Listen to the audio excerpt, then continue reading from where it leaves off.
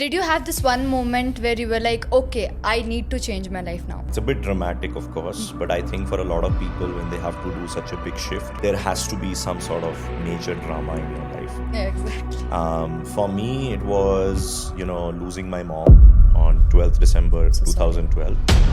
But then there was still a lot of noise. I was in Bangalore that time, so friends would call me. I'm like, "Arey nahi, mujhe nahi bahar aana." I didn't have money to spend. Yeah, bahar aake karoon kya? Suddenly I became very conscious. Like before I would go on weekends, 10-20 हज़ार खर्च हुए फर्क नहीं पड़ता.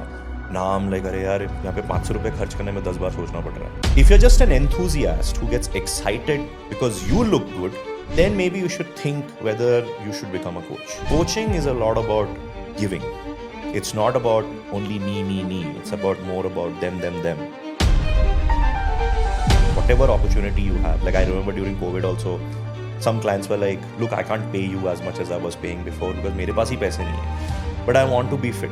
Train me if you are okay to train me for this feast. And I was like, boss, I just want to work. आप 10,000 दो, 5,000 दो. So my next question will be, can normal people realistically achieve the celebrity physique naturally in 3-4 months? The answer is yes and the answer is no. The answer is yes to the fact that yes, it can be achieved, but no to the fact that you expect to do it in 3 to 4 months. Hello everybody, welcome to Journal of a Leader podcast. This is me Amrita Singh, your host for the day. And this podcast is brought to you by Wayne Media. Today we've got Arunava with us, someone who lives at the intersection of fitness and automobile. From building a physique to building a lifestyle, this is going to be real, unfiltered conversation. So welcome Mr. Arunava Bhattacharjee. We are very glad that you're here and we all are looking forward to it. Thank you. So people see the body, the lifestyle, the cars. But they don't see is what it actually takes. So Arunava, let's start simple. How fake is Instagram fitness? It would be unfair to say that Instagram in any way is fake because a large part of my business has grown because of Instagram. But I think in any kind of a situation, there is always going to be use and abuse. Right. And when there is a platform where people with absolutely no credibility can come and just say whatever they want and benefit their business, they're obviously going to do that. So I cannot judge what others do because if you look at my list, I follow the people that I look up to. So I don't even allow those energies to come into my life where there is any sort of quote unquote fake fitness that exists. I get content forwarded to me by my other followers that somebody's posted this, somebody's posted that. I've reached a point now where I just humor it. And if I see somebody's actually falling for it, my attitude towards it is that find out the hard way. If you think, for example, somebody sends me where somebody has badgered carbs. Okay. Carbs are bad for you, carbs nahi lena chahiye, carbs ye, carbs wo, whatever, like just demonizing the whole food group. I'm like, fine, remove carbs from your diet. And then the next thing is like, but sir, main to rice ke bina nahi reh sakta. I'm like, exactly. So what is the point of sending me this post? What do you want me to tell you? Right. Because I come from a very neutral background. If it is something that is scientifically observed, studied, and proven, and on top of that, if I have also observed it personally in my own practice as a trainer, then there is some validation that, okay, this is bad for you, that is good for you. But without those things, which take time, which takes, like I've been a trainer for 15 years. And after 15 years of personal training, I feel that there are certain things which I can say with confidence that this is what works. Be it your training, be it your nutrition, be it your supplementation. Exactly. So when I initially started, I didn't have that conviction. So yeah, people can see the physique, people can see the cars. Those are an extension of any individual. I know there are people who don't have the physique or the cars, but they also invest a lot on their education, on their mentorship, and they amass a lot of wealth of knowledge, right? So everybody has their own flex, right? Somebody wants to carry a Louis Vuitton bag to the gym. I will carry any basic bag. It doesn't matter to me because a bag is very functional to me. But I care about what I drive. I care about, where I eat because those things are more tangible for me. But that is just an extension of anyone's personality. And if you have the money to afford it, great, good for you. I'm happy for you. Correct. Something I tell a lot of people is I don't know a single person in the fitness industry, specifically the fitness industry. I don't know a single person who woke up one day and went and told their parents, Ki, I want to study XYZ degree and education and certificates to eventually become a trainer.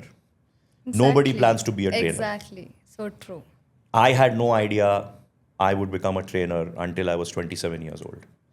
Even when I had the interest in fitness, even though I was doing my own training since the age of 14, I was an athlete in school, I took up powerlifting, I did bodybuilding, but even then I never felt I was good enough to train someone.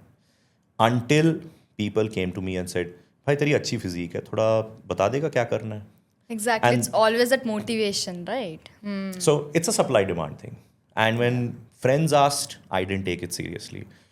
When friends asked me, I was thinking about it. But then when I would go to a random place and people would ask me like, hey, can you give me a diet? Hey, can you give me a workout? Like this was happening on vacations. And then I'm like, okay, maybe I'm doing something that these guys haven't tried. And that's when my elder brother, who's always guided me on these things, he said, don't just tell them for the heck of it. Give them something which has a structure, which has some sort of a business construct, because nobody's going to take you seriously if you just give them something for free. So even when I started it, it was a side hustle. I was working as for the longest time, I was working as a manager in a corporate real estate firm. I was doing brokerage for commercial real estate. Wow. That was my bread and butter. Because I needed to make enough money to have a girlfriend. Otherwise, it would have been a problem for me. She was never going to, be my girlfriend if I had like 10,000 rupees in my pocket. And that was the reality in the fitness industry then, where like I remember as a trainer in Gold's Gym for a short while, my basic salary was 5,000 rupees. And even now, trainers, probably they get like 10, 15 as a basic pay. There's a lot of sweat equity that the boys and the girls put in. And like I said, nobody wakes up deciding they're going to be a trainer. It's considered a step back. When people take this decision, if they stay at it for many, many years, you see them going through this phase in their 20s and 30s, and they're slowly climbing the ladder. They're not just making more money, but they're producing good work. They have an impact on the society in terms of the kind of people they're training, how healthy they're making them. Not to mention even in their own journey, because the best part about the fitness journey is as a professional, you have a journey of your own, which inspires your 100%. clients. Right. And I use that on my social media to tell people, hey, this is what I am up to, this is what I am doing. Along the way, I help some people, I train them, even though that's become my bread and butter. But my social media doesn't revolve around the fact that this is all that I do. It is a big part of what I do, but it's not all that I do. Social media is just a place where I highlight any good client testimonial or feedback or transformation or anything that I do. But I also share, a large part of it is also about sharing what I do with my journey. And I keep giving people insights into that. So I think that's what attracts them, that this guy has been at it for so long. And I think, like you said, how do you know who is fake or who is real? Yeah. So I think there were a lot of people who would have questioned whether this guy is genuine. Is he really going to be lasting as a coach? Maybe he just did like one transformation and decided he can become a trainer. Yeah. So along the way, I'm sure there were people dismissing me, which is fine. They should dismiss me. 100%. That's critical thinking. But now that I've been at it for so long, I have people who come up to me and say, oh, I've known you for so many years. I've seen your journey. People are very inspired from you, actually. I'm not just inspired. I think inspired is a very strong word. I think they've seen that I have been consistent in my journey. Yeah, you can say that. Yeah. He's been at it.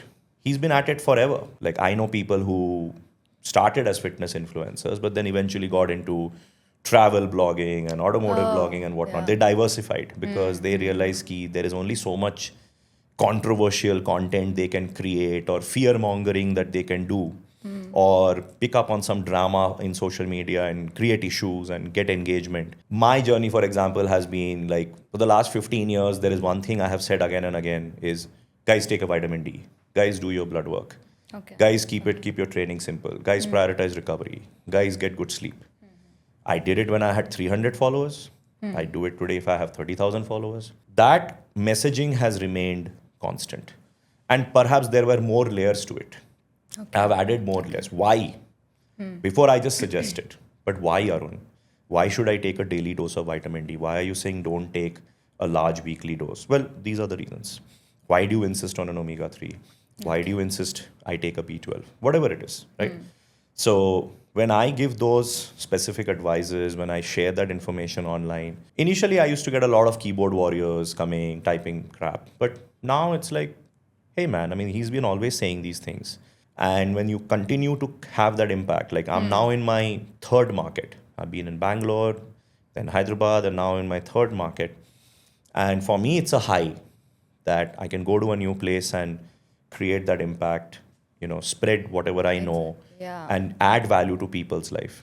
So I think that way, over time, in people's eyes, you start getting filtered as somebody being genuine. Exactly, yeah. Yeah.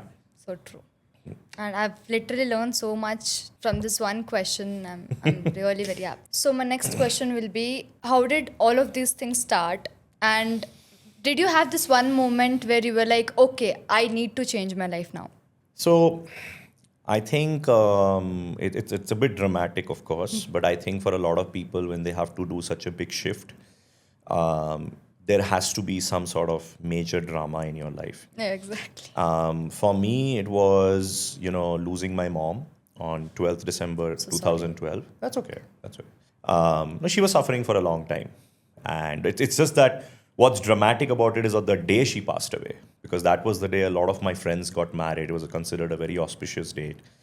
And I would have never thought something like that would have happened. And she was just 59. And she had her health issues all along.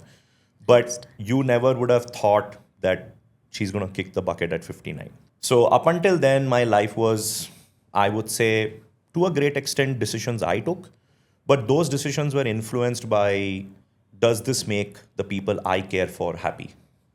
Right. So why work a job? Why not do something of my own? Why do an MBA? Why not maybe do something else?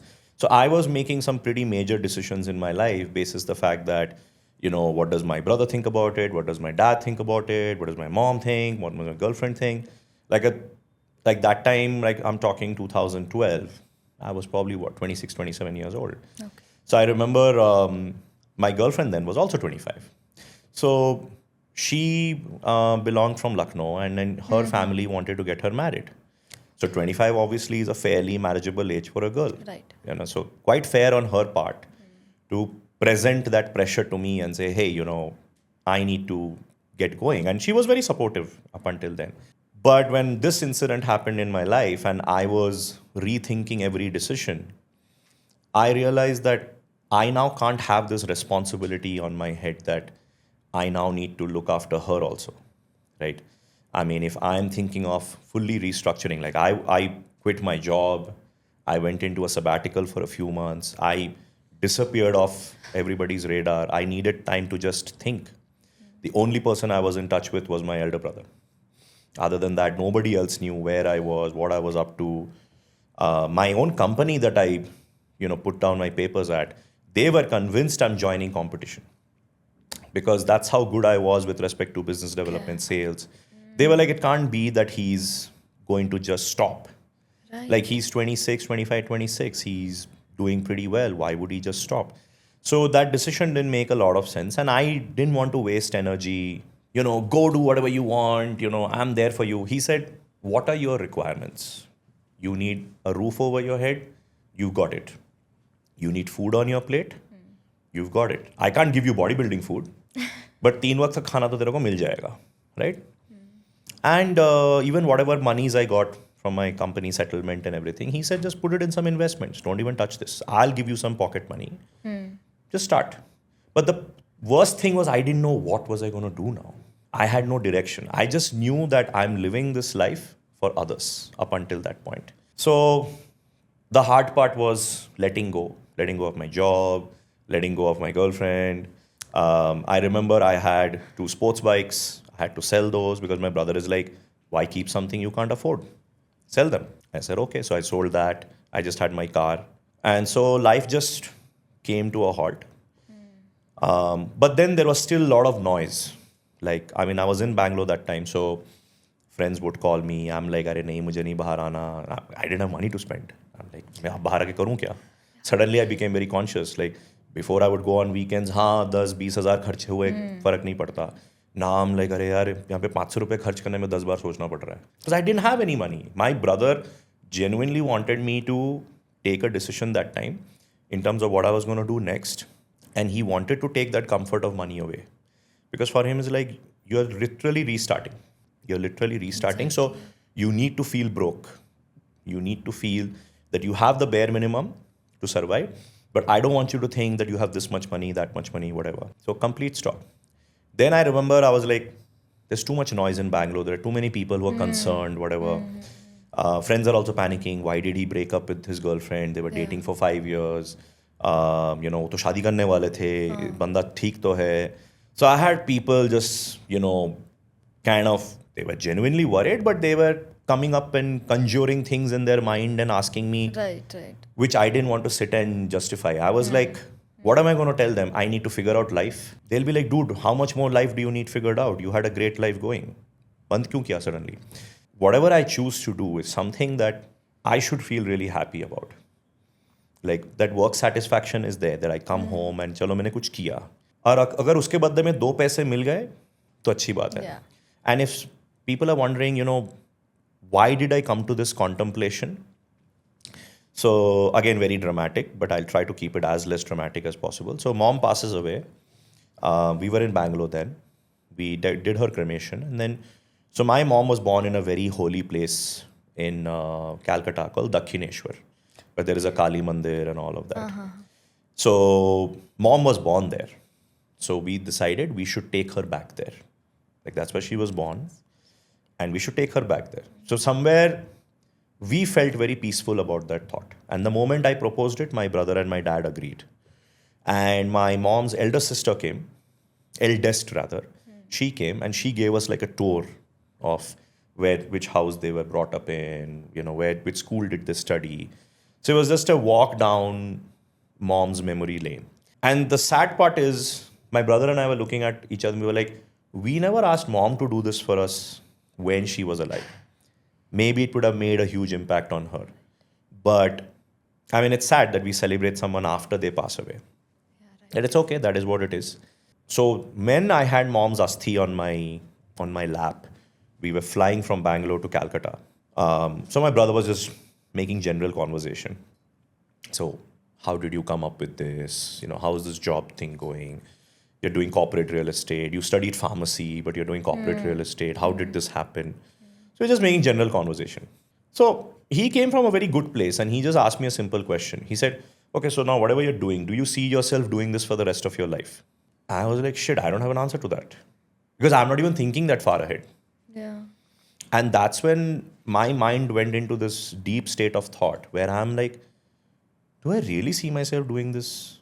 Because if I look at every single person who is my manager and my manager's manager and the super bosses and whatnot, they're pretty much doing the same thing.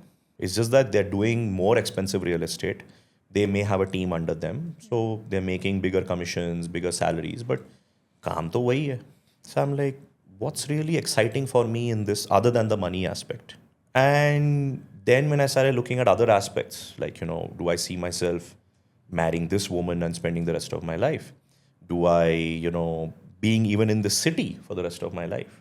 All these questions I started asking myself. And then suddenly I had no answers. There was no way I could answer that far long into the future. How do you know? So I was like, definitely I'm not happy with my present situation. That's pretty clear. So that's when I decided, okay, I don't know what I'm going to do, but I definitely know that this is not what I want to do. And I need to sort of wrap it up over here. Sir, मुझे fitness industry में घुसना है, trainer बनना है, ये बनना है. I'm like, tell me something. are you somebody who thinks about fitness and thinks, oh, I love to squat, I love to deadlift, I love to have a six pack, I love to run a marathon, I love to climb Kilimanjaro, whatever. But something to do with the fitness industry excites you because you enjoy being fit. You enjoy the activities that you do. Is it that? Or maybe somebody who, was very weak, has some health issues, you made them fitter. Maybe somebody who could barely walk after an injury, was on a wheelchair, now you made that person walk, right? You did some form of rehab, injury management. Maybe somebody who had diabetes, through nutrition and training, you reversed it. Do those things excite you? If you're just an enthusiast who gets excited because you look good, then maybe you should think whether you should become a coach. Coaching is a lot about giving. It's not about only me, me, me. It's about more about them, them, them. Yes, you also matter, because if you are not in shape, if you don't have any fitness goals, why would anybody come to you? But there has to be that balance between how much are you giving and how much are you also looking after yourself. So if you are not clear on that, then just enjoy being fit. But if you don't enjoy making others fit, maybe it's not for you. Again, when you get into it, going back to your first question, where somebody might look at the cars, the physique or whatever and think, ye kaise aa gaya? Then I show them, this was the car I had. I had an Alto. And this is the physique I had. I was the skinny guy back in school who you can barely recognize. None of this happened overnight. It was consistent effort with lots of mistakes, lots of ups and downs, because nobody gives you a manual and says, hey, this is how you should live your life. I figured out my own fitness journey from, let's say, 2001, 2002 when I started, but just general basic exercises at home to, having my very first coach who I hired in 2015. So until then, I was figuring it out on my own. And then I had a coach for myself who was guiding me on my own journey. And since then, I've always had a coach because I've seen a huge, acceleration in which my physique responds, my knowledge base builds up. Yes, this was sort of like the genesis for me. अरे जो मैं चाहता था नहीं मिला, जो package expect कर रहा था नहीं मिला, right? So I told my brother, this is what they're offering. So my brother said this, are you really passionate about the fitness industry? I said, yes, I am. So his reply was, so even if you get the job of a janitor in a gym, start there. Because if that's what people think you're good enough to be, start there. You just need an entry. Once you enter, keep your ego aside. Once you enter, as you start getting into the business, if you're really good, because you've altered your entire life to do this. So if you're really good, you will not regret that decision. But अभी इस चीज़ को अगर आप ego पे लोगे कि मैं तो ये डिजर्व करता हूँ, मैं ये हूँ, मैं वो हूँ, फिर नहीं जमने वाला. And I think that lesson came back to me a second time during COVID also, which is another whole story altogether. But COVID was again another chapter in everybody's life, I think, 100%. Where सबका काम धंधा रुक गया, everything just came to a halt, right? But I learned that lesson again, that whatever you have, whatever opportunity you have, like I remember during COVID also, some clients were like, look, I can't pay you as much as I was paying before because मेरे पास ही पैसे नहीं है. But I want to be fit. Train me if you are okay to train me for this feast. And I was like, boss, I just want to work. आप 10,000 दो, 5,000 दो, 20,000 दो. My fees that time was around 40,000 back in 2020. I was like, you pay me whatever you want. I just want to work. I just want to train you guys. Pay me later also. I don't care. I had clients who were like, can we do video training? Like I had this one client. He said, I'll pay you your fees.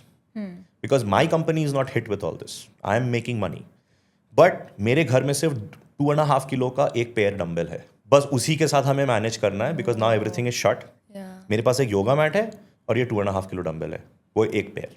इसमें कुछ कर सकते हैं क्या? I'm like, sir मैं क्या कर रहा हूँ? He's like, दे करूँ. तू बेकार बैठा है, मैं बेकार बैठा हूँ. You do this. So in the key moments in my life, the right people also gave me the right, perspectives. And then I was like, fine, I mean, let's do that itself. Because he just wanted a routine. He was not so obsessed कि मेरे को 2-2.5 kilo में क्या pump आएगा, मेरा muscles grow करेगा. He was not into that. I need my routine. I start my day with training. So I want to get back to training. So whatever we can do at home, let's do it at home. So I eventually just learned to keep my ego out of the equation. I was like, ego को बीच में लाना ही नहीं है कि मैं ये deserve करता हूँ, ये है, वो है. from a business angle, I learned that if you really want to know your value, go by what your demand is, right? Like even as a fitness trainer, as I was evolving, okay, I started charging 15,000 rupees. Okay. I remember this conversation with my dad, and I told dad, because I was living with him then. So dad is like, so are you getting some clients? Kuch ho raha hai? So I was like, huh, I mean, there are some people. So there were these two college guys I was training in my community gym. And this one guy called Rakesh had reached out to me. And that time, especially in Bangalore, gyms were not open to freelancers. Okay. Most gyms were very, very, like, it was very stigmatic if you were a freelancer. Very few gyms allowed freelancers. So, जो freelancers थे, they mostly trained pretty influential people. Those guys had their own setup, or maybe they would, go and put some influencer someplace and say कि मेरा trainer आएगा, मुझे कराएगा. But unless you had that kind of connections, you can't just tell somebody, hey, I'm going to come to your gym and train a client. That was like a big taboo then. Okay. So this guy Rakesh reached out to me and he said, I want to come work out with you and I'll pay you. I said, okay. So I started getting this kind of inquiries. Okay. So my dad is like, how much are you planning to charge? I'm like, see, I have two people who are paying me 5,000. And then I have this guy, who's going to pay me 15,000. तब मेरी सोच भी काफ़ी छोटी थी. आई use to think कि जितना मुझे सैलरी मिलता था एज अ सैलरीड पर्सन, अगर मैं वो मिल जाए तो एटलीस्ट मैं थोड़ा बहुत तो मैंने कवर अप कर लिया है. I didn't have that mindset of a businessman then, that it doesn't really matter how much you make. It's what impact you're creating and everything, and how much of that impact keeps bringing money in. But I wasn't thinking like that then. So I was like, इधर 5, उधर 15, ऐसे करके मेरे को अगर मैंने दिन में 7-8 घंटे काम किए, एक 70-80 हज़ार तो मैं कमा लूँगा. That was my way of thinking. So my dad is like, look, 15,000 is very expensive. I don't think this guy is going to last with you for very long. Maybe he got excited meeting you, whatever. He's like, I'll put in a word in the association. You take up a few more people like this for 5,000 rupees. I was like, those two college guys, I don't mind, but why would I train people for 5,000 rupees? He's like, no, 5,000 rupees is a lot of money. In fact, do one thing. Why don't you train 3-4 people at a time? सबसे 5-5 हज़ार रुपये ले लो. Then you'll make 20,000 rupees per hour. I'm like, कोई दुबला है, कोई पतला है, किसी का कुछ इंजुरी है, किसी का कुछ और इशू है, मैं 4 जन पे कैसे ध्यान दूँ? लेने के देने पड़ जाएंगे. So he's like, look, I don't understand all this. I'm just telling you what is the reality. I said, what is the reality? Reality is that you what you're saying is very expensive. Nobody's going to pay you that much. I said, why are you saying that? Because I can't pay you that much. So then my reply to my dad after a few seconds was, Dad, I don't think you're my audience. I kind of just wrapped it there. So he looked at me and then he was thinking probably I'm just being overconfident or whatever. But he was genuinely not my audience because I was like, why would I train a salaried person who have limited income? I would want to train somebody who has that bandwidth to pay. I don't know how much they will pay. So I remember Rakesh coming to me for 15,000.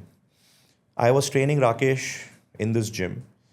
Initially, we were pretending that we are training together. But eventually, the owners figured out and the owner said, look, you're a pretty educated guy. You're pretty knowledgeable. If you want to train a few more people here, no problem. Just do it openly. We have no issues. I said, ठीक है, चलो, थोड़ी इज्जत मिल गई. And I remember there was another gentleman.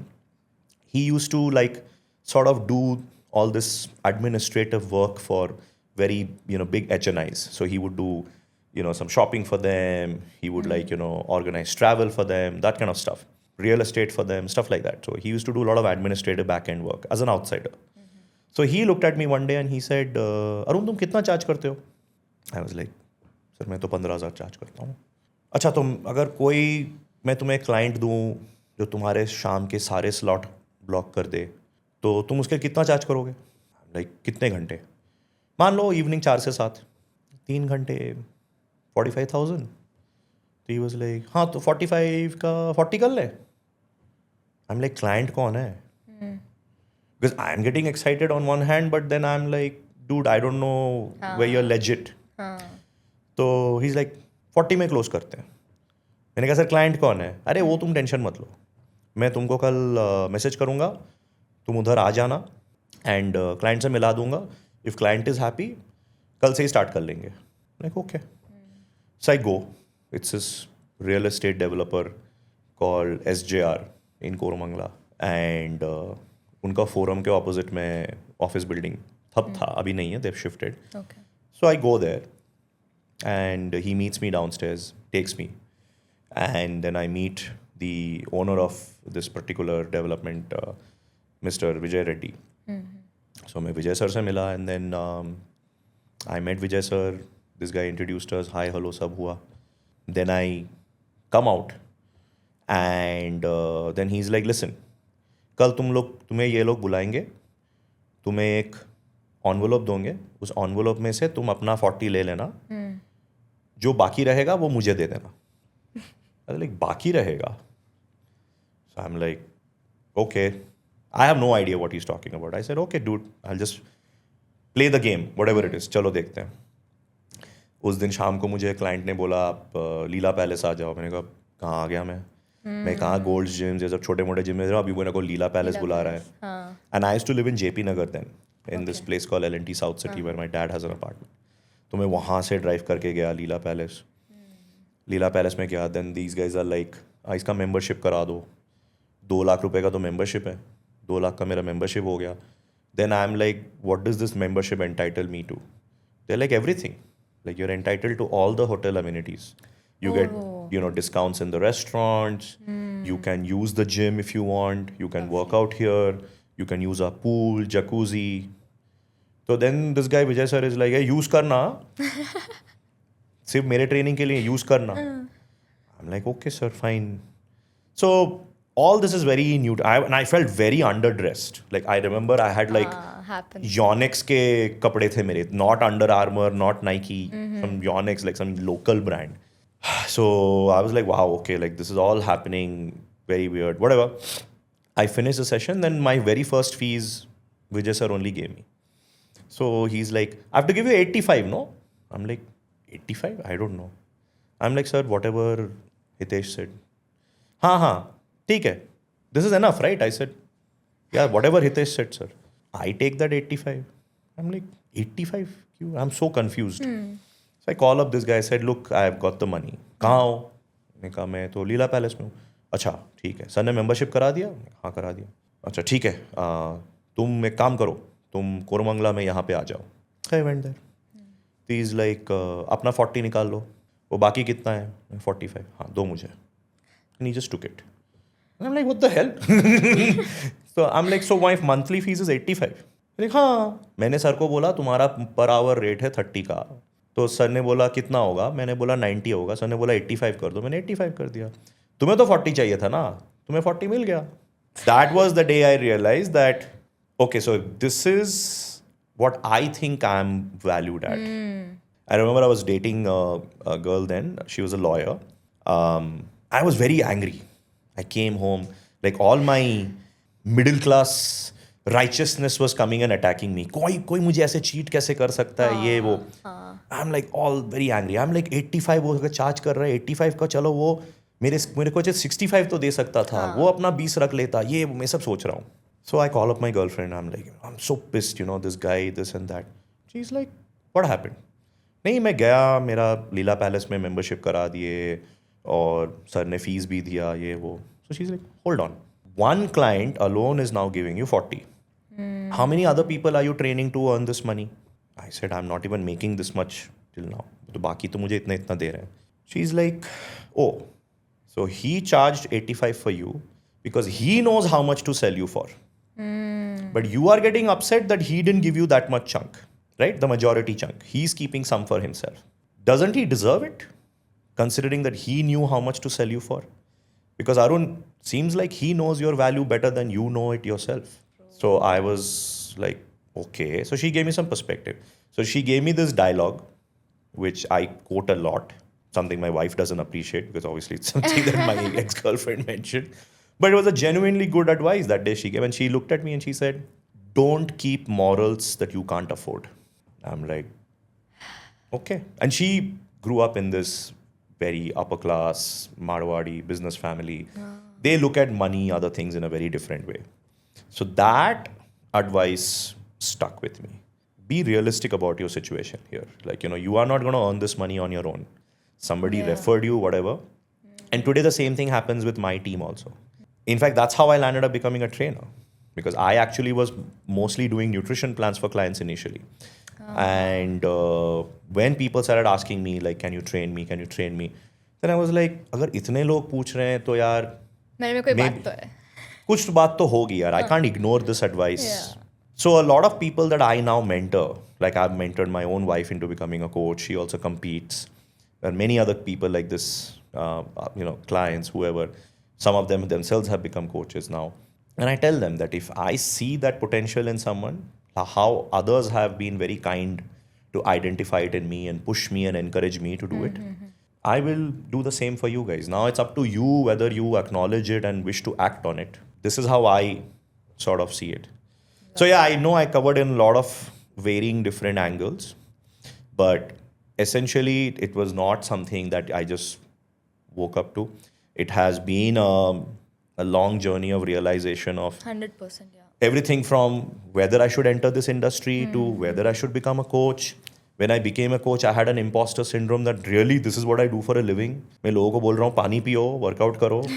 Like मुझे तो ऐसे ही बड़ा किया गया था और मेरे पापा ने तो मुझसे ₹1 चार्ज नहीं किए और मैं अभी ये एडवाइस दे के लोगों से अपना पैसा कमा रहा हूँ.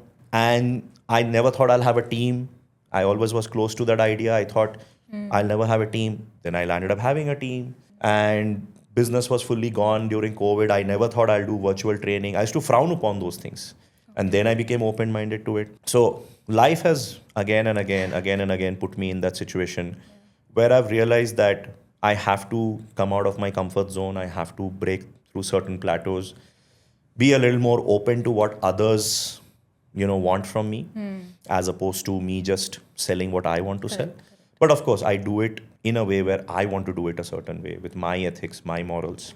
And like I said, my core value system is as long as I'm giving that value, I'm making an impact in someone's life, then I feel I'm on the right track. 100%. So yeah, not such a straightforward journey, like where you just become a trainer and next thing you know, you're getting clients for paying you lakhs of rupees and all. It definitely doesn't happen that way.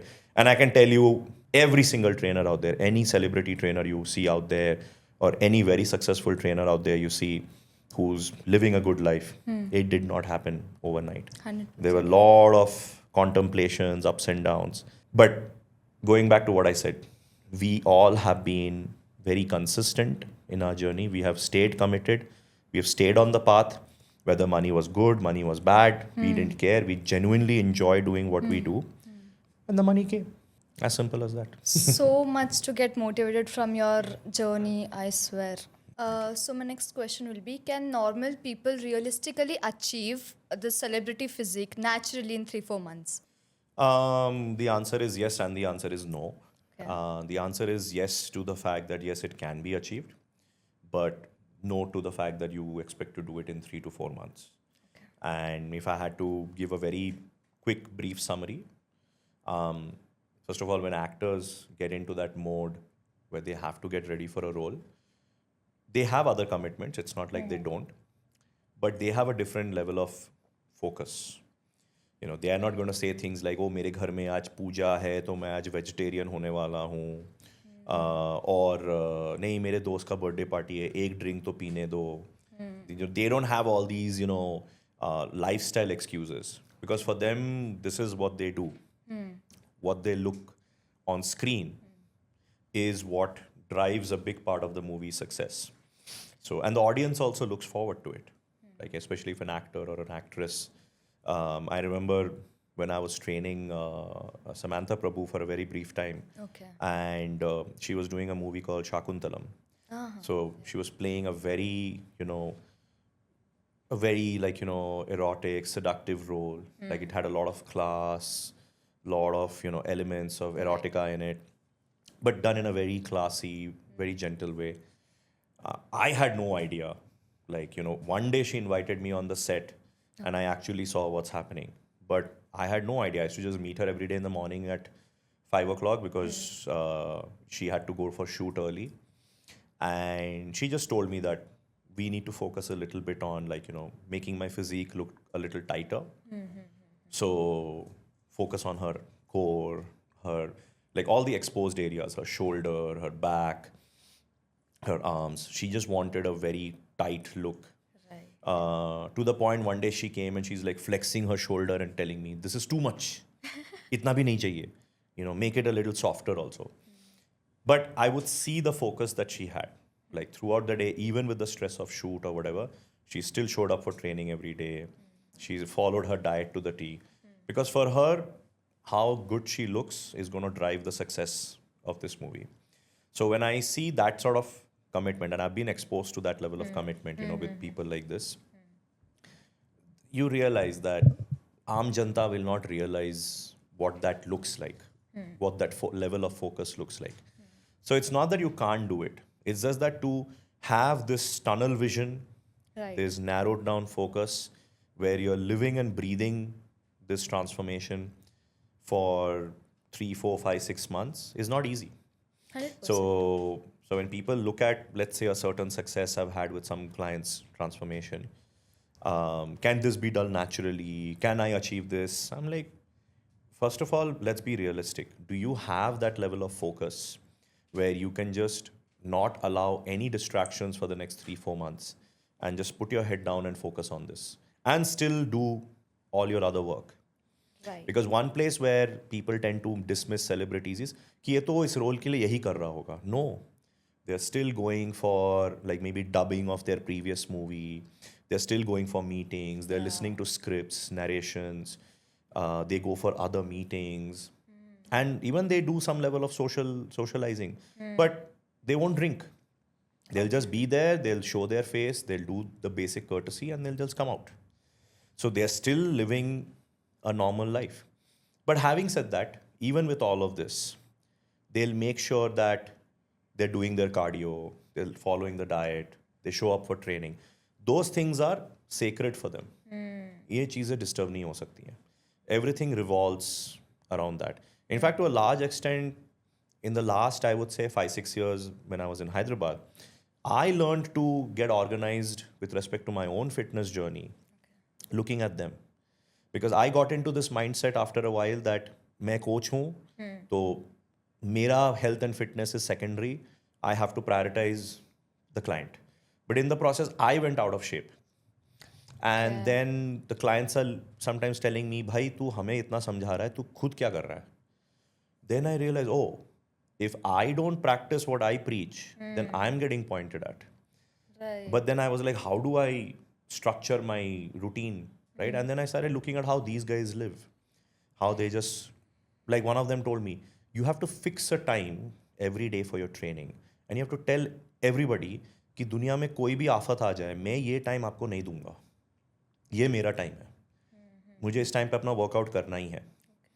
And you can't have these, complaints that, oh, मुझे अपना खाना घर पे बैठ के गर्मा गर्म खाना है. नहीं, पूरे दिन का खाना लेके जाओ, तुम गाड़ी में ही खाओ.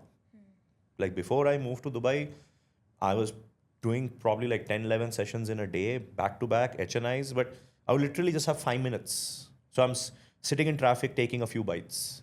Then reaching the gym, client is like, Arun, I'll be there in 5 minutes, take a few more bites. Because मुझे अपना वर्कआउट भी करना है, अपना डाइट भी फॉलो करना है, अपने सप्लीमेंट्स भी लेने हैं, सोना भी है. From the time I wake up, I know exactly उस दिन मैं कितने बजे सोने जाऊंगा, अगले दिन कितने बजे उठूंगा. Like that is how much my routine was mapped out. Wow. So if you don't have that kind of structure, then to have that discipline, have that physique is not easy. 100%. So I think this is one aspect which the Aam Janta doesn't realize. So if they can get this organized, yes, you can achieve it. But the question is, will you get that organized? Will you have that level of focus? I mean, why do you need to do it? You are not going to be in front of a camera. You are not going to do a movie. So people will make all these excuses. But if you really want to find out if it is achievable, try karo. Yeah. There are people like us. Efforts लगता है. There are people like us who are happy to guide you. So try karo. Right. Okay. So is there actually such a thing as like safe cycle? No, never. And I very openly admit that yes, I do them, especially when I'm getting ready for shows and stuff like that. And every time you are planning to take anything and put anything in your body, which is going to enhance your biological functions in any way, it is never a safe thing because you're basically pushing your body to do something beyond it was naturally capable of. Now, a lot of people who do them, they justify it by saying, but बाकी लोग तो cigarette पीते हैं, दारू पीते हैं. Then you are trying to justify your, your usage by pointing at somebody who's using something else, right? So we have this joke in the fitness industry where we say that a bodybuilder doesn't drink, or the fitness industry guys don't drink because we are sparing our liver for steroids. So now the question is, if a bodybuilder justifies it by saying, oh, because I don't drink or do any of those things, I hence take these drugs to enhance my physique or whatever. Fine, if that's something you are okay with, your family is okay with, and if you are healthy in terms of your blood work and all, that's great. But is it safe? No. There is always an element of risk. And the sad part is that none of the medical bodies across the world will allow the drug pharma companies to do long-term studies to know that if you take these drugs for a prolonged period at a certain dosage, kya hoga kal? We don't know. So when we take these things, you may feel great in your 20s, 30s, 40s, maybe even in your 50s, maybe even in your 60s. Like look at people like Schwarzenegger, Stallone, all these guys. They're in their 70s now and they still look great. Like somebody like a Sylvester Stallone has very openly mentioned about his usage of growth hormone and all of that. So if you think you can be a Sylvester Stallone who has taken these things, lived for so long, तुम अगर सोच रहे हो कि तुम भी जियोगे शायद, maybe, can't say. Correct. But you don't know what Sylvester Stallone took, how much he took, when he took, did he stop, did he, when did he take again? You don't have all this data. Okay. Right? And they have the money to consult some of the best doctors to make sure that things are on track. But even for them and for the rest of the world, there is nothing called a safe cycle. So whenever you're putting something in your body, you're taking that little bit of risk.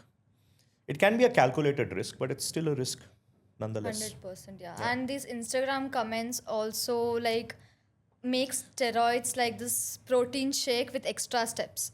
Right? वो लोग बहुत ऐसे comment करते हैं कि oh, it's just steroids, what will happen? Just like a protein shake, so. Like, yeah, some people, especially I know some 15, 16-year-old guys who have reached out to me on Instagram. Sir, मैं ये ले रहा हूँ, क्या ये safe है? I'm like, I did my first cycle when I was like 27. Okay. And when I did it, I only took some growth hormone. First of all, मेरे पास पैसे नहीं थे. ये सब चीज़ों के लिए तो पैसे नहीं थे मेरे पास. And I was restarting my career. I was in a new industry. I didn't have that kind of money, right? So I remember this friend of mine, his father owns an anti-aging clinic in Europe. And he had some health condition because of which he used to take growth hormone. So he said, if you want to try it, I can give you. And he offered it to me at a very reasonable price. I said, ठीक है. So I agreed and I bought some from him. Okay. And I saw some health benefits, like some very minor. Okay. Nothing major, like ऐसा नहीं कि like I didn't have a Spider-Man moment. Do you recommend that? Will I recommend? No, absolutely not. I took a calculated risk. I tried it at my own risk. I saw some benefits. And since then, I have on and off taken growth hormone, right? Because for me, the benefits are better than the risk. But everything is very dose dependent. How much I took, how long I took, when I took, all those things matter. Now, I may tell you that this is the dosage I took. And you'll be like, oh, Arun took this much, so maybe I can also take the same thing. No, maybe you need depends. more, maybe you need less. Right. Maybe you don't need at all. So the very funny thing is that a lot of people actually reach out to me and ask me for advice on these things because I discourage using them. Because my first question is, आपने क्या अपना natural potential achieve किया है? Okay. कि आप सोच रहे हो कि मुझे ये लेना चाहिए. Like for example, even with some of my coaches that I've worked with in the past, when I have showed them that what I looked like before I started taking it, They were like, if you had come to us then, we would have never given it to you. You didn't need it. Oh. Like, whatever you have taken, however you have taken, it's a different thing. But आपको तो drug का पूरा benefit भी नहीं मिला because आप बाकी चीज़ों में इतने गलतियां कर रहे थे. तो despite that you had a good physique. तो अगर आप ले रहे थे तो उसको लेने के साथ साथ बाकी चीज़ें जो करनी थी आपने वही नहीं की. तो what ever you have done in the past was a mistake.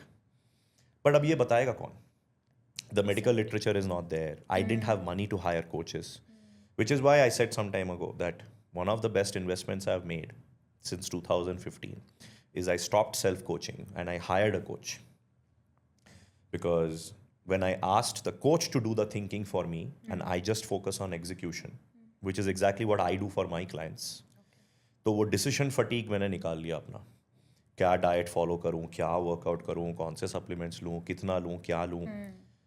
I have somebody who does the thinking for me. I just execute it. And if I'm seeing the results, I'm happy. If my body is healthy, as per my blood tests, scans and all, then I'm happy. That's about it. Perfect. And Perfect. ethical coaches who work with some scientific, bias and knowledge and approach, with some ethics also, they will tell you. Like, for example, I'm nearing 40 now. So some of my coaches who I've worked with in the past have told me कि अरुण तू कर रहा है अच्छी बात है, you're looking good, but you definitely need to slow down at some point, right? Because at, let's say, what, I'm 40 years old now, I'm almost 105 kilos in my current frame. So they're like, this is maybe okay for another few years, but eventually you need to lean down because it's not healthy for the body to hold that much size, right? So when they tell me to do it, I will do it. Until then, if I want to compete, if I want to do bodybuilding, I'll do it. Big deal. But I know there is a risk element to it, which I am willing to take. If you are not sure about it, don't do it. Exactly. But then again, how many people think twice before they smoke or drink? हम सोचते हैं सब कर रहे हैं तो हम भी कर रहे हैं. Cool लग रहा है कर लेते हैं. हाँ, तो now if your favorite Instagram influencer or your favorite person in the gym tells you that I take this, I take that, it's very natural that you will also be like, चलो मैं भी कर लेता हूँ. उसको तो कुछ हो अरे नहीं वो रहा कर है. रहा है मैं भी कर ही लेती हूँ. या बट अगर आप आगे का नहीं सोचते हो, जो जनरली बहुत लोग नहीं करते हैं, that's when you're being a bit foolish, you're being a bit naive.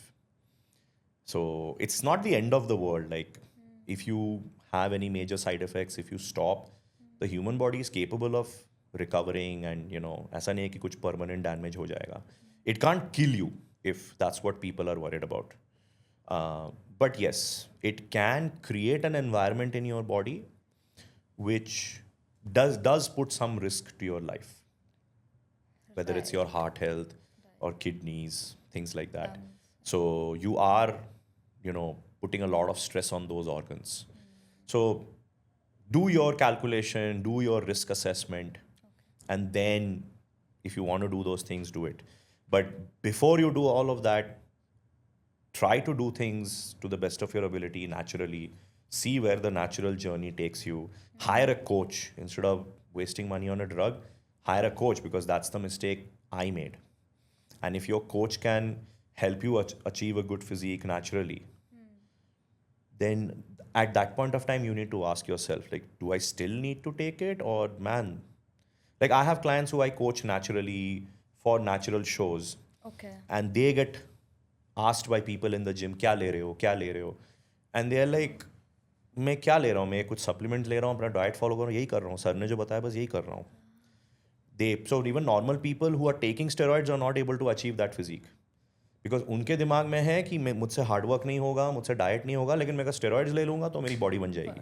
That's not how the drug works. That's not how the substances work. If you want a good physique out of it, and it can help you achieve a Greek god like physique, but for that the hard work, the discipline, the commitment has to be very high. Right. Then when you take these things, you look godlike. But without that basic foundation, if you're taking it and thinking that that is going to, compensate for your lack of discipline and commitment in other things, then you're really wrong. That's not how this Absolutely. works. Yeah, absolutely. And in fact, that is more risky to do than actually people who take it responsibly. Because funnily, people who do their calculation, who do their planning, and when they decide they're going to do this with a good focus, they actually live a very healthy life.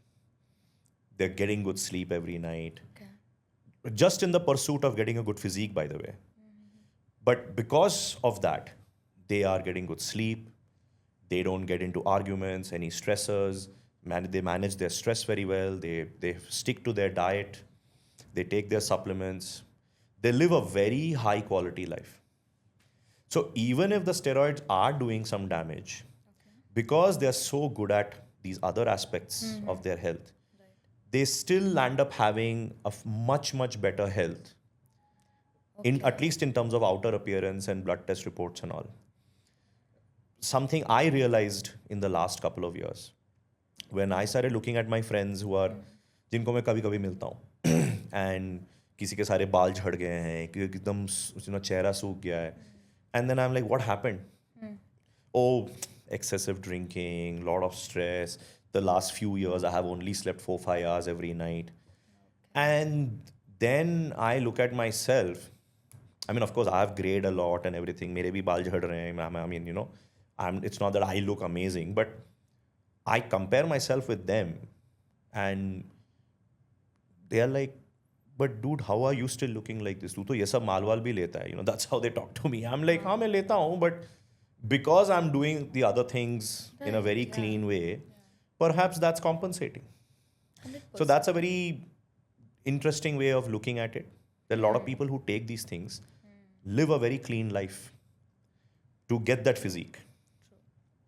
So maybe in the long term, people who are abusing their body with alcohol and cigarettes and other contraband substances, maybe that is doing more harm than this. So then you can decide which is the bigger evil here. But if you're somebody who's trying to be a little sensible, don't do either. Let there be some balance. And just try to do things naturally. And then if you're not able to achieve the physique naturally, and then if you feel you need some input, go to a coach. There are even anti-aging clinics now where doctors are guiding people, basis their blood work and other things. So there is more awareness now. There is more discussion now. Like I have always been someone who's very openly spoken about it. And like I said, funnily, because I've been so open, कोई gym के floor में हो, या ऐसे कोई podcast में हो, या मैं, even when I met my wife for the first time, we were on our first date, and then she before that was dating somebody who was a natural bodybuilder. So he was dead against like using of drugs and all of that. So when she met me, and I knew about this guy, he was in fact a good friend of mine. So when I knew that they were dating before whatever, I was like, ठीक है. So then she was like, but do you take? Yeah, I take. What about the risks? I'm like, yeah, there are a lot of risks. Are you not scared? Yeah, I'm scared. So why are you still taking them? I don't know, because I feel the benefits outweigh the risk. Like that's the mindset I am in. Yeah. So I'm willing to take the risk because I'm enjoying the benefits. Now she's known me for a good 11 years. In fact, we finished 10 years of being married this month. Yeah. And now she herself, thank you. Now she's into coaching, competing, all of that. So now when she looks at it, like she sees how frequently I do my blood work, I'm so careful about where I buy my things from, how much I take, all those things, right? And I'm always trying to learn more and more and more. But I tell her also, like, when she also tells me, like, I'm doing the show, do you think I should take this? I should take that? I'm like, with you, I want to make sure that you never go down that path and don't make the mistakes I made, because I feel you have great genetic potential. But I wouldn't say I got misguidance. I got good guidance basis whatever information was available then. Right. The people who guided me, they told me what worked for them. So I cannot blame them. But now that I know better, I have coached people, I have all this work experience, I have a certain idea. I think you are still fine doing things naturally, just taking whatever is absolutely okay. And you look good. So keep at it. Don't go into that journey at all. So again, my wife listens. That's one thing. And the second thing again is that not everybody's as patient, as understanding. Like she is somebody who's very, very, very, very cautious. Like 10 baar sochegi. Like I remember the first time I asked her to take creatine. Okay. Creatine, which is a very basic supplement. She read up on creatine for 3 months. And Oh then my she God. said, okay, so I'll take creatine, but I'll only take 3 grams. You said 5. Let me take 3. So that is her approach. Like she has a very cautious, bare minimum approach. Correct. Because that way she's very mature that she's not trying to achieve something overnight. Right. But with others, that's the problem. They want instant gratification. Like आज Amazon में order किया कल तो आ कल आ जाना चाहिए. So ये दे दो, वो दे दो. That's the problem. So yeah, there is definitely risk involved. But you are your own individual. If you're an adult, if you have the money, have the freedom to make the choices, make it. Great. But just understand that just taking those things will not help you achieve the physique.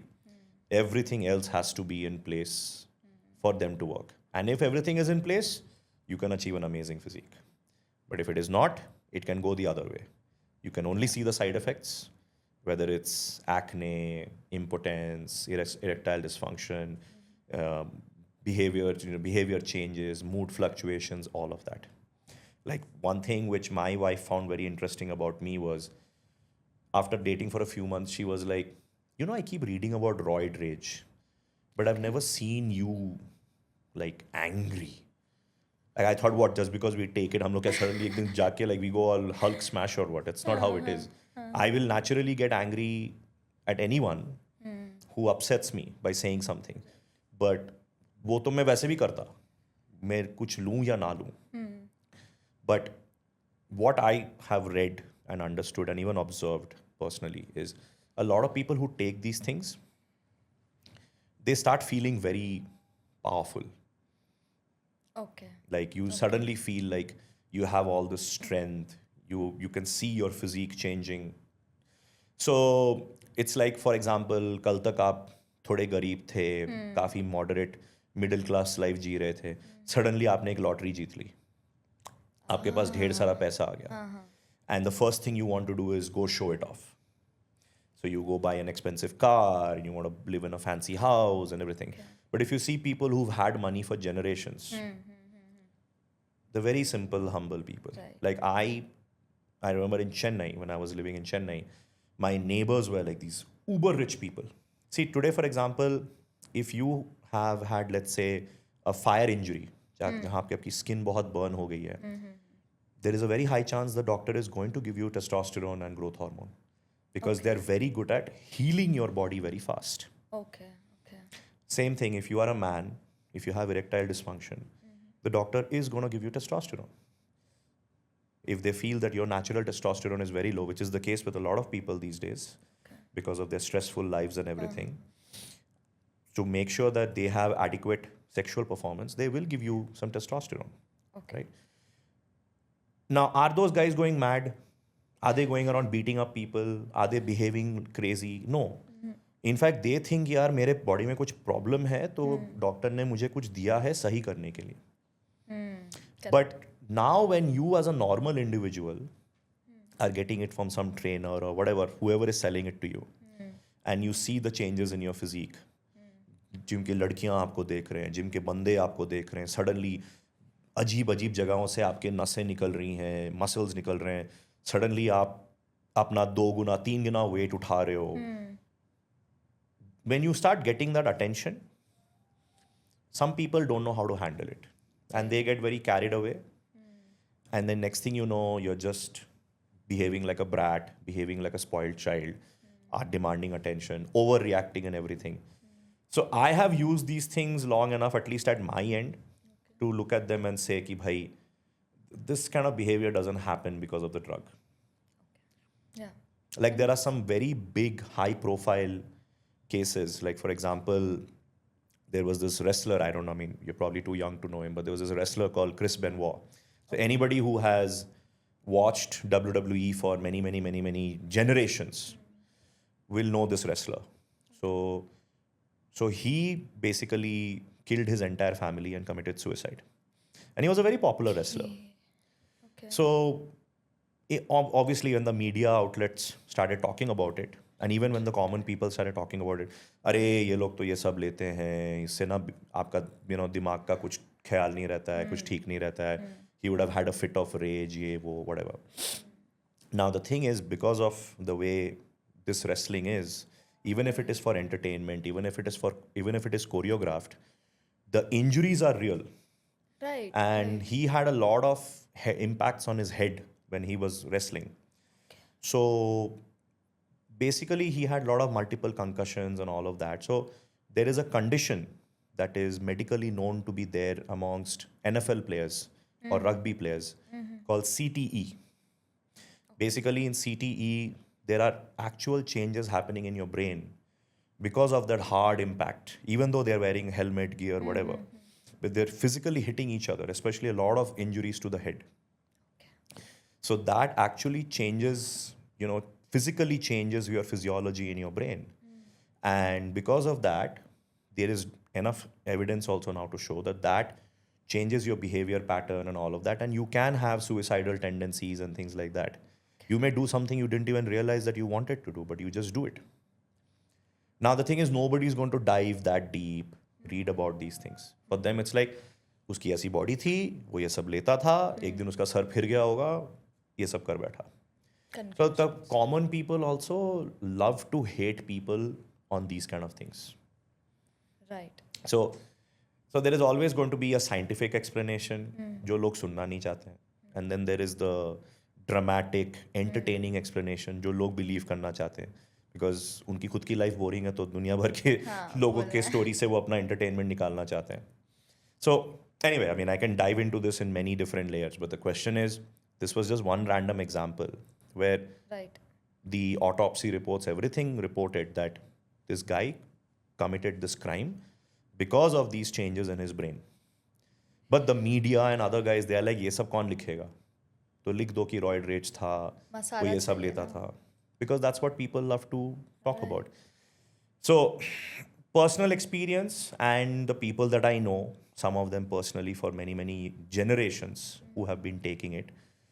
And if you do it with a certain level of, calculation, where you're checking your blood work regularly, you're doing it under good guidance, you are regularly doing your tests, and, just generally looking after your health also, then you can perhaps do them safely.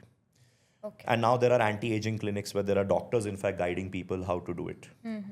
But if you are going to just listen to somebody randomly, take some stupid dosage, on top of that, drink, smoke, up, ye, wo, and then you want to have the party life also, and then you want the physique also, phir to it's like a very toxic combination.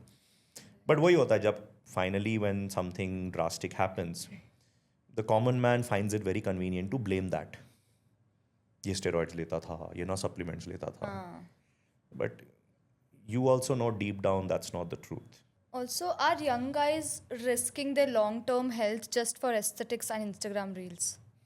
Oh, absolutely. Absolutely. That's a very concerning pattern that's there these days. Because social media validation has become a very big, point of concern for somebody's confidence and all of that. Like, I know people who actually introduce themselves by saying, I'm a content creator, I have so many followers and this and that. I'm like, what if that platform just goes tomorrow?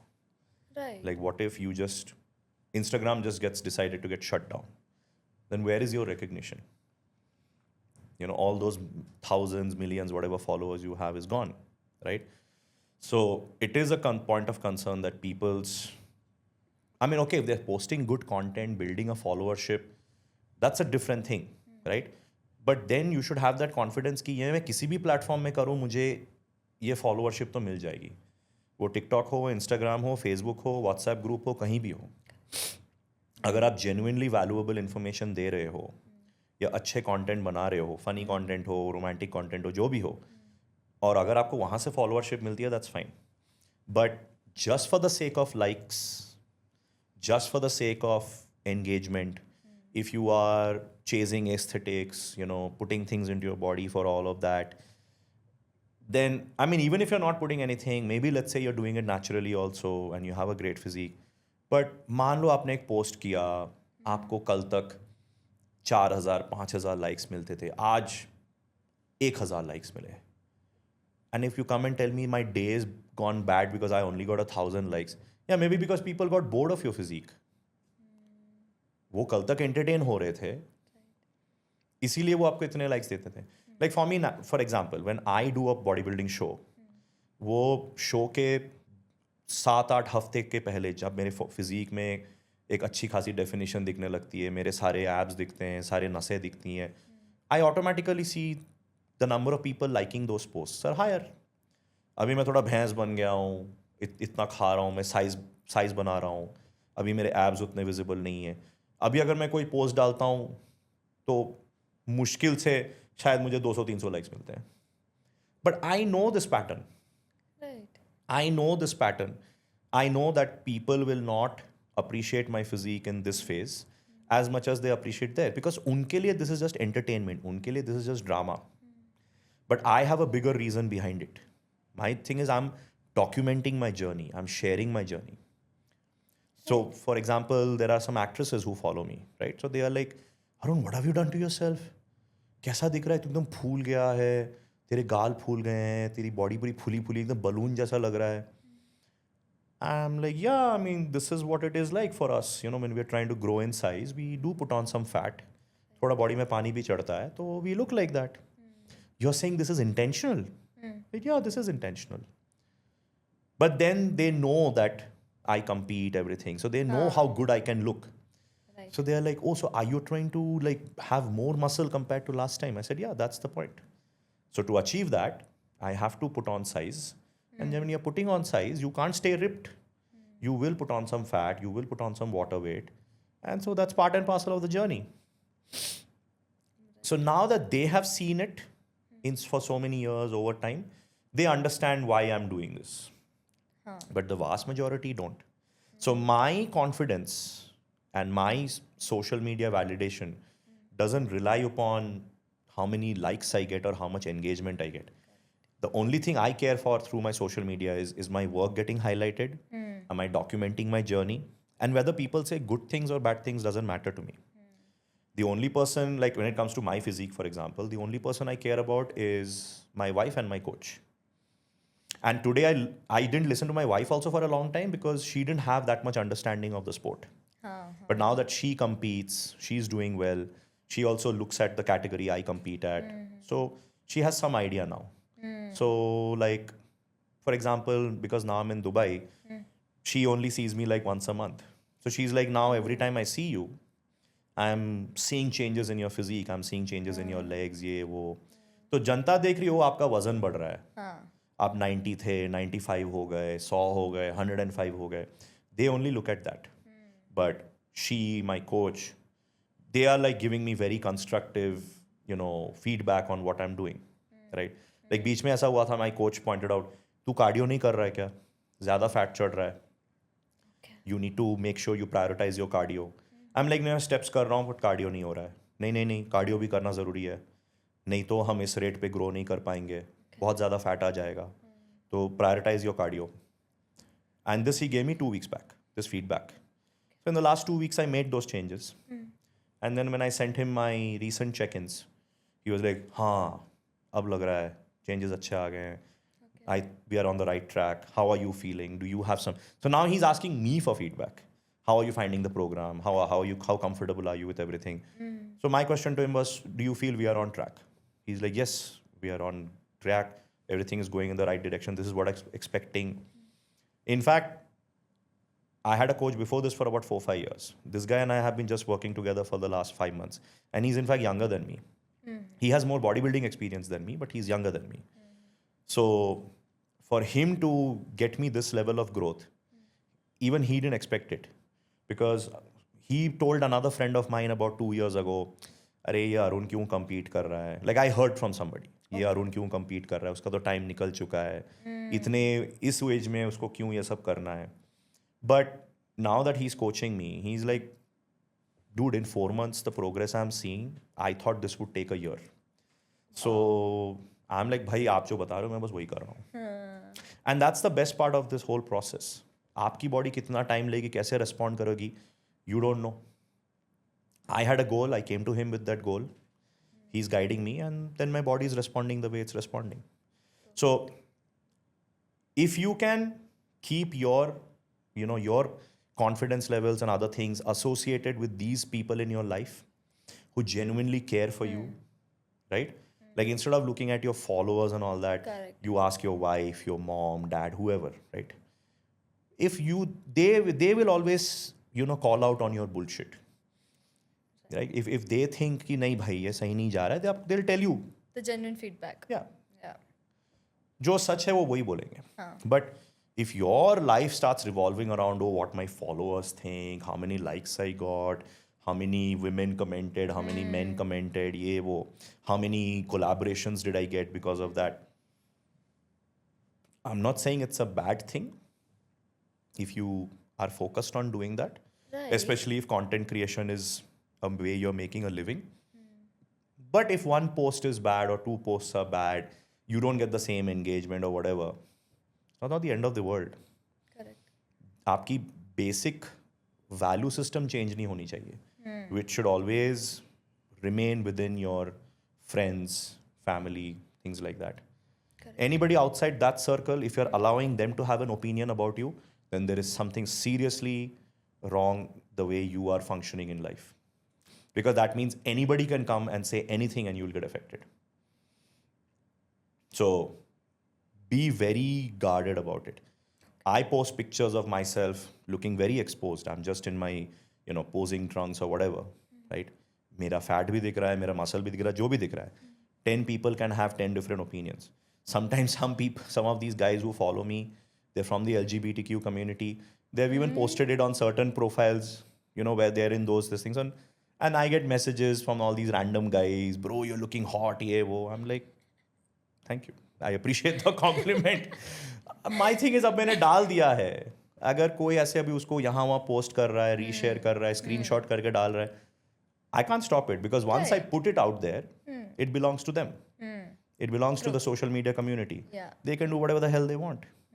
Facebook में कोई जाके आपके profile के photos open करके save कर सकता है और फिर उससे आपके नाम पे या किसी दूसरे नाम से एक फेक प्रोफाइल बना सकता है.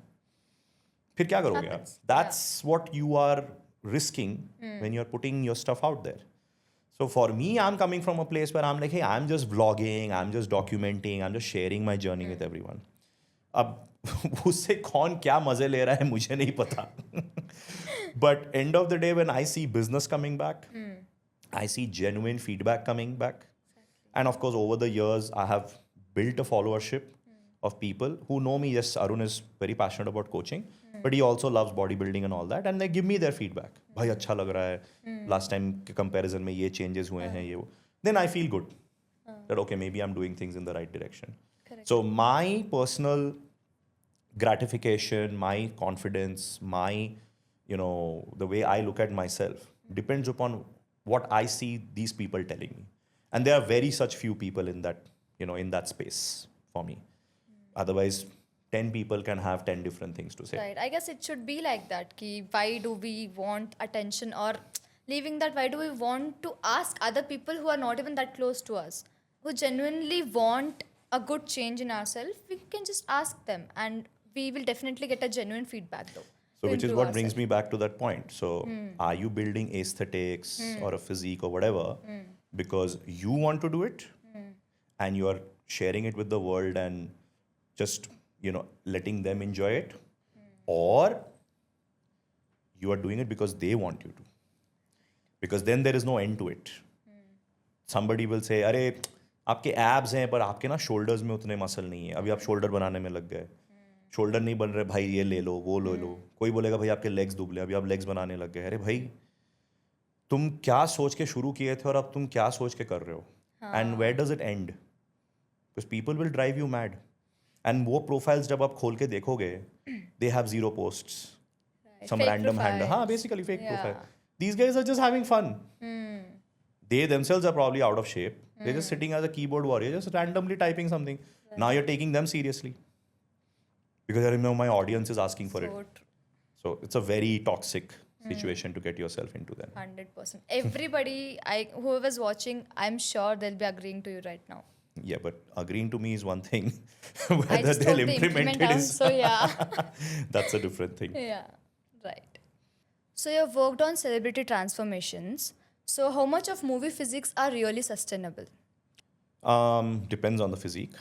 If it is let's say if you go back in the day, we look at somebody like a Sanjay Dutt, Salman Khan, that's very much, easily maintainable or rather sustainable. If you're just regular to the gym, eating well, sleeping well, you should be fine. But of course, these days, the actors have just taken it to a whole different level. If you look at guys like Vidyut Jamwal, who's going to be in a Hollywood movie like Street Fighter, Right. and Tiger Shroff and Hrithik. Hrithik has done multiple transformations. Even somebody like an Amir Khan, but they are also very honest in saying that this is not sustainable. This is not something they can keep doing. And they, like somebody like Hrithik, for example, he very openly talks about what kind of training he's doing, what kind of dieting he's doing. It's definitely not sustainable. And you shouldn't aspire to maintain that sort of a physique throughout the year also, because it's not healthy either to be at those body fat percentages throughout the year. Again, it might draw a lot of attention, this and that for you, but it's definitely not a healthy thing to do. So movie stars do it because they are trying to justify the role they're playing. Like I remember when Amir Khan did Gajni, I was in college then. And before Amir Khan did it, the AP Murugadoss, who was director of that movie, did it with this other Tamilian actor called Surya. Now, when Surya did Gajni, he just had a lean physique. And in fact, that movie did pretty well for the Tamil movie industry. Now, Amir Khan wanted to take it up a notch. He felt that having that physique will add to that brutality, to that primal animosity side of his in that character. Correct. Yeah. So that's why he built that physique, right? For that, it took him 13 months. It was 3 hours of training every day. But he put in that commitment, right? So is that sustainable for a normal person? Absolutely not. Yeah. And even he speaks about it very openly. So it's good to get motivated, inspired by these transformations, and do it once in a while. It's okay. Like if you look up to somebody, tell your trainer or coach, hey, let's do a 3-month, 4-month transformation. Let's do a photo shoot after that.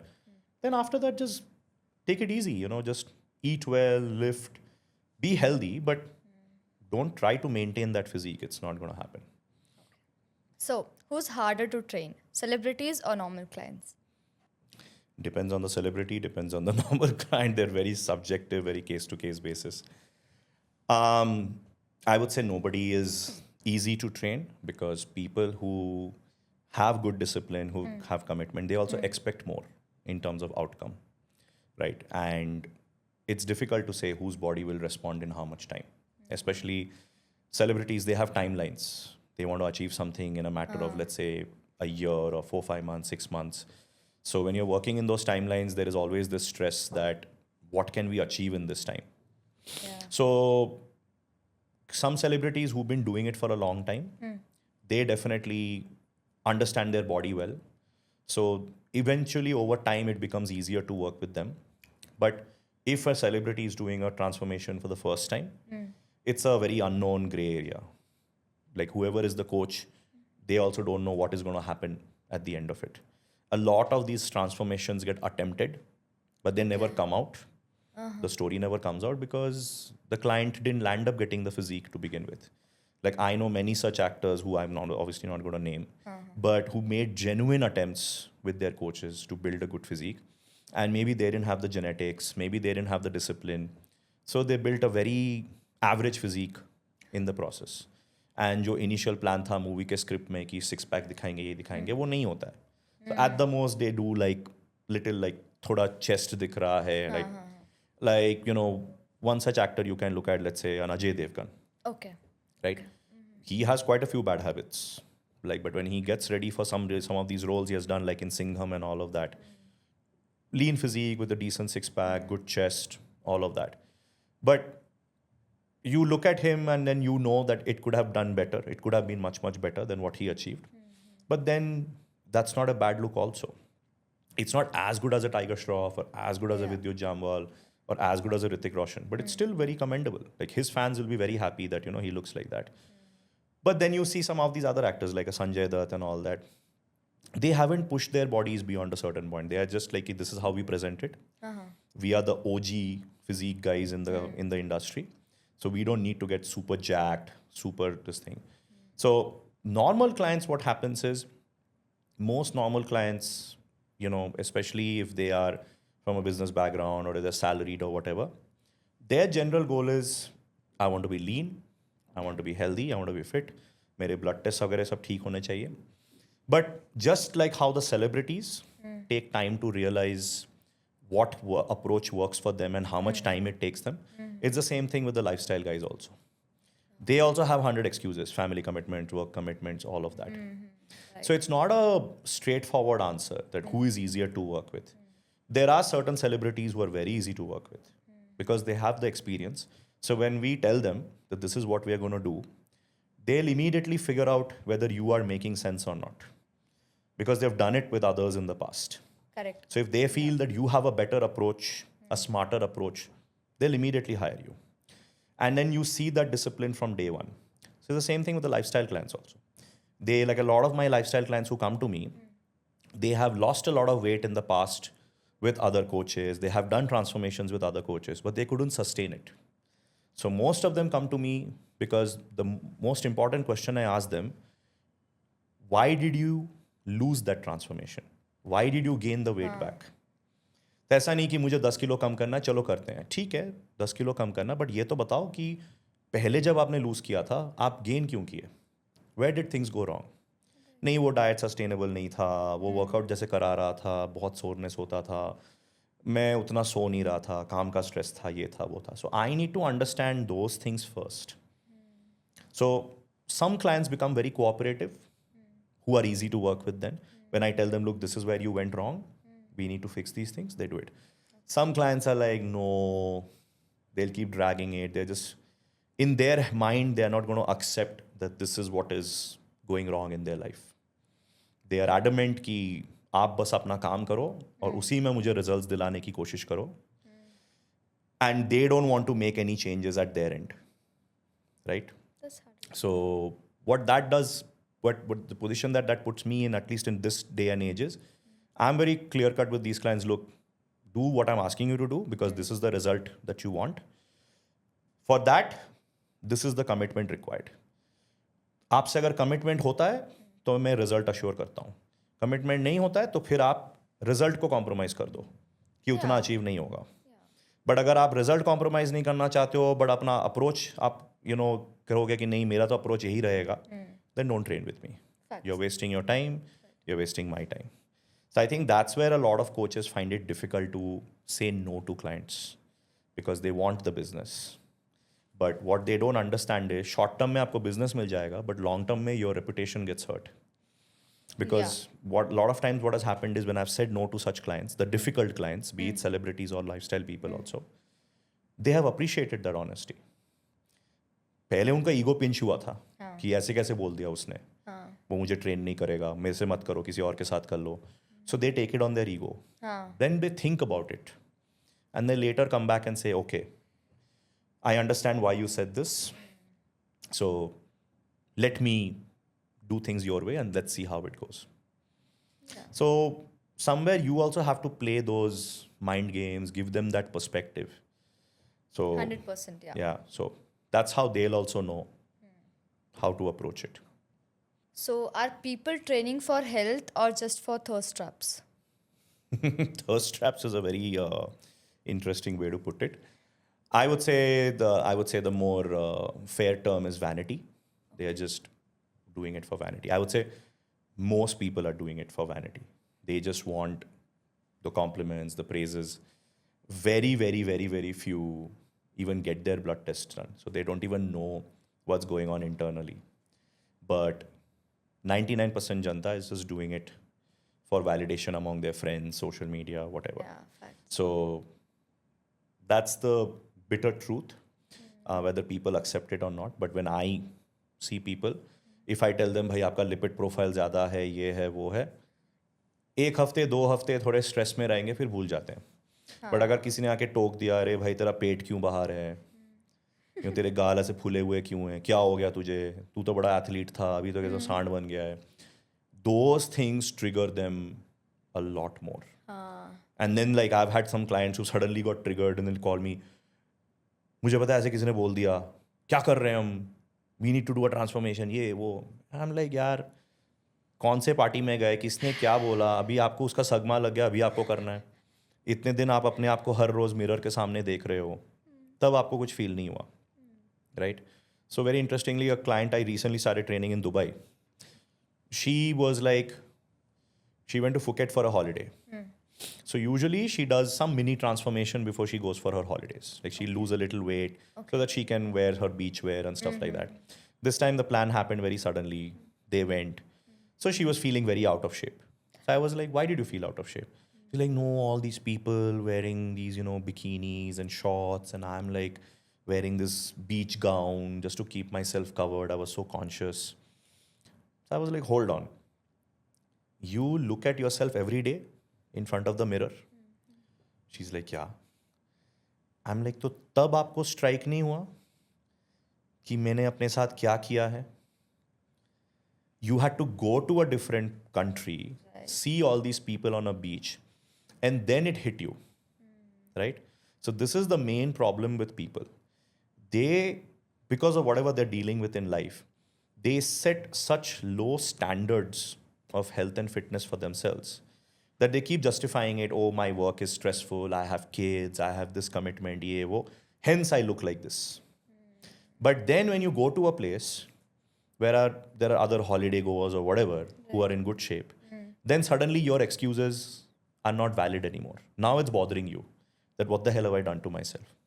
So why not have that realization every day? You see yourself every day. We all go to take a bath. I'm sure we all have a mirror in front of in our bathrooms, in front of the sink. I'm sure you're looking at yourself fully bare. At that point of time, it doesn't strike you that what I looked like as a teenager, what I looked like in my 20s. Like I'm sure everybody has at one point of time in their life where they feel this was the best I ever looked. And after that, it was a downward slope. How did you allow that to happen? What made you go through that? What were the elements in your life that made you go through that? So even if you didn't realize it as it was happening, at least you can do something about it now. But why do you have to wait to see others or maybe for somebody to say something to you to get triggered? So it comes down to the environment you're around. It comes down to the standards that you set for yourself. And that's how people can be a little more matured and a little more proactive about how they look rather than getting triggered by all this. So when I have seen enough number of these cases, and when I ask these questions, obviously my clients feel very bad. But the truth is, they want to do it only because they want to look good, not because of any health reason or whatever. Okay, so abs are made in the kitchen or in the gym? Usually people will say abs are made in the kitchen. Okay. Which to an extent is true. But the short answer is abs are pretty much made by basis whatever you're doing throughout the day. Okay. Kitchen, of course, matters, what you're putting in your body. But then how you're burning it also matters. So not just exercise, how well you sleep, everything. So when you have good abs, that's just a good reflection of how you're living your overall, how you're managing your overall health and fitness. So yeah, the short answer would be yes, it's made in the kitchen, but it's not as simple as that. The diet part is very important. What you do throughout the day also is very, very important. So in order to summarize this, I would say if you want abs, there has to be 100% commitment to the entire fitness journey. The training, the sleeping, the hydration, the supplementation, the nutrition, all of that. Otherwise, it's either 100 or 0. There's nothing in between. Okay. So is diet more important or exercise physique thing is more important? Let me put it in a different way. You need both, but a good diet with an average workout will always get you very good results as compared to an average diet with a good workout, if that makes sense. It does. Okay. So that's the way I would look at it. You need both to have the physique, Right. but any day a good workout cannot outdo a bad diet. The diet can be very good, even if you're not able to exercise 5 times a week, even if you're rushing, but if you're following a really good diet, and if you are doing an average workout, you'll still get a much, much better physique than somebody who is going crazy in the gym. Wow. Okay, so what's harder, staying consistent in the workouts or saying no to shawarma? Definitely saying no to shawarma. But yeah, most people struggle with consistency. That's the main issue that people have. Because again, coming back to the last question you asked, right? Even if you're doing an average diet, why a good diet is so important is because you just have to be careful what you're eating. But even if your training is like, let's say you're rushing, you're just managing to do half an hour, 45 minutes of training also, it'll yield a very good physique over a period of time when you maintain that level of consistency. See, one thing people need to accept is nothing is going to drastically happen within 1, 2 weeks, 3 weeks. Like a simple mathematics I give people is, if it has taken you 1 year to go out of shape, you should at least give yourself 1 year to get back in shape. At least be fair to your body. आपने अपने body के साथ इतना अच्छा अत्याचार किया है, late nights, drinking, junk food, all of that. Now to undo all of that, you have to give it yourself at least a year. You start expecting results within a week. Coach, I'm not seeing changes. Coach, I'm not seeing any progress. Coach, my weight is not dropping. So when you get yourself into that toxic loop where you're expecting results like literally overnight, as a coach, I'm going to be like, look, it takes time. But what I understand is that the client gets into a very negative mindset because they are not seeing results, all of that. So it starts to demotivate them. So this is the reason most people find it difficult to be consistent, because they are doing it expecting results from day one. So at least as a coach, I try to set that expectation very early. Right now we're mainly focusing on strength, focusing on recovery. Results will come, but it will be a byproduct of whatever we do. So when that expectation is set, they're a little more patient, little more understanding. But when you start the journey only thinking hafte mein kuch changes dikhenge, it doesn't happen that way. Yeah. So of course, programming and how you are mentoring the client is very important for them to understand how important consistency is. And showing some results can be motivating for them to keep them committed to the journey. But having said that, yeah, consistency is the most difficult part that people find, because they just can't imagine themselves doing the same diet, workout every single day. So if you can't do that, then you shouldn't dream about having your dream physique. So, do people actually want fitness or they just love the attention which comes from it? No, it's mostly the attention that they get from it. वो जिस चीज़ की आप बात कर रहे हो, when it comes to just being fit, that is something the older generations believed in before social media existed. Social media has definitely changed that narrative to a great extent. See it from a different angle. For example, how many Hollywood or Bollywood actors back in the day did a transformation? Not that many. Yeah. But as social media became more of a big thing, even all these different production houses realized that their actors need to be more ripped, more muscular. Like if you look at Daniel Craig, when he started shooting for the James Bond movies, he was the very first James Bond who was ripped.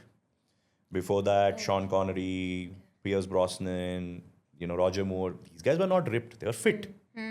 Like if you look at Pierce Brosnan in a shirtless scene, सारे छाती के बाल दिख रहे हैं, he's wearing a swimsuit, he's got a very slender, slim physique. Right. And people were very happy with him looking like that. They were like, yeah, he looks fit. But with Daniel Craig, they wanted a guy who was muscular, fit, ripped, हाथ के नसें दिख रहे हैं, jawline, all of that. So you can see that particular aspect started driving even the movie business quite a bit.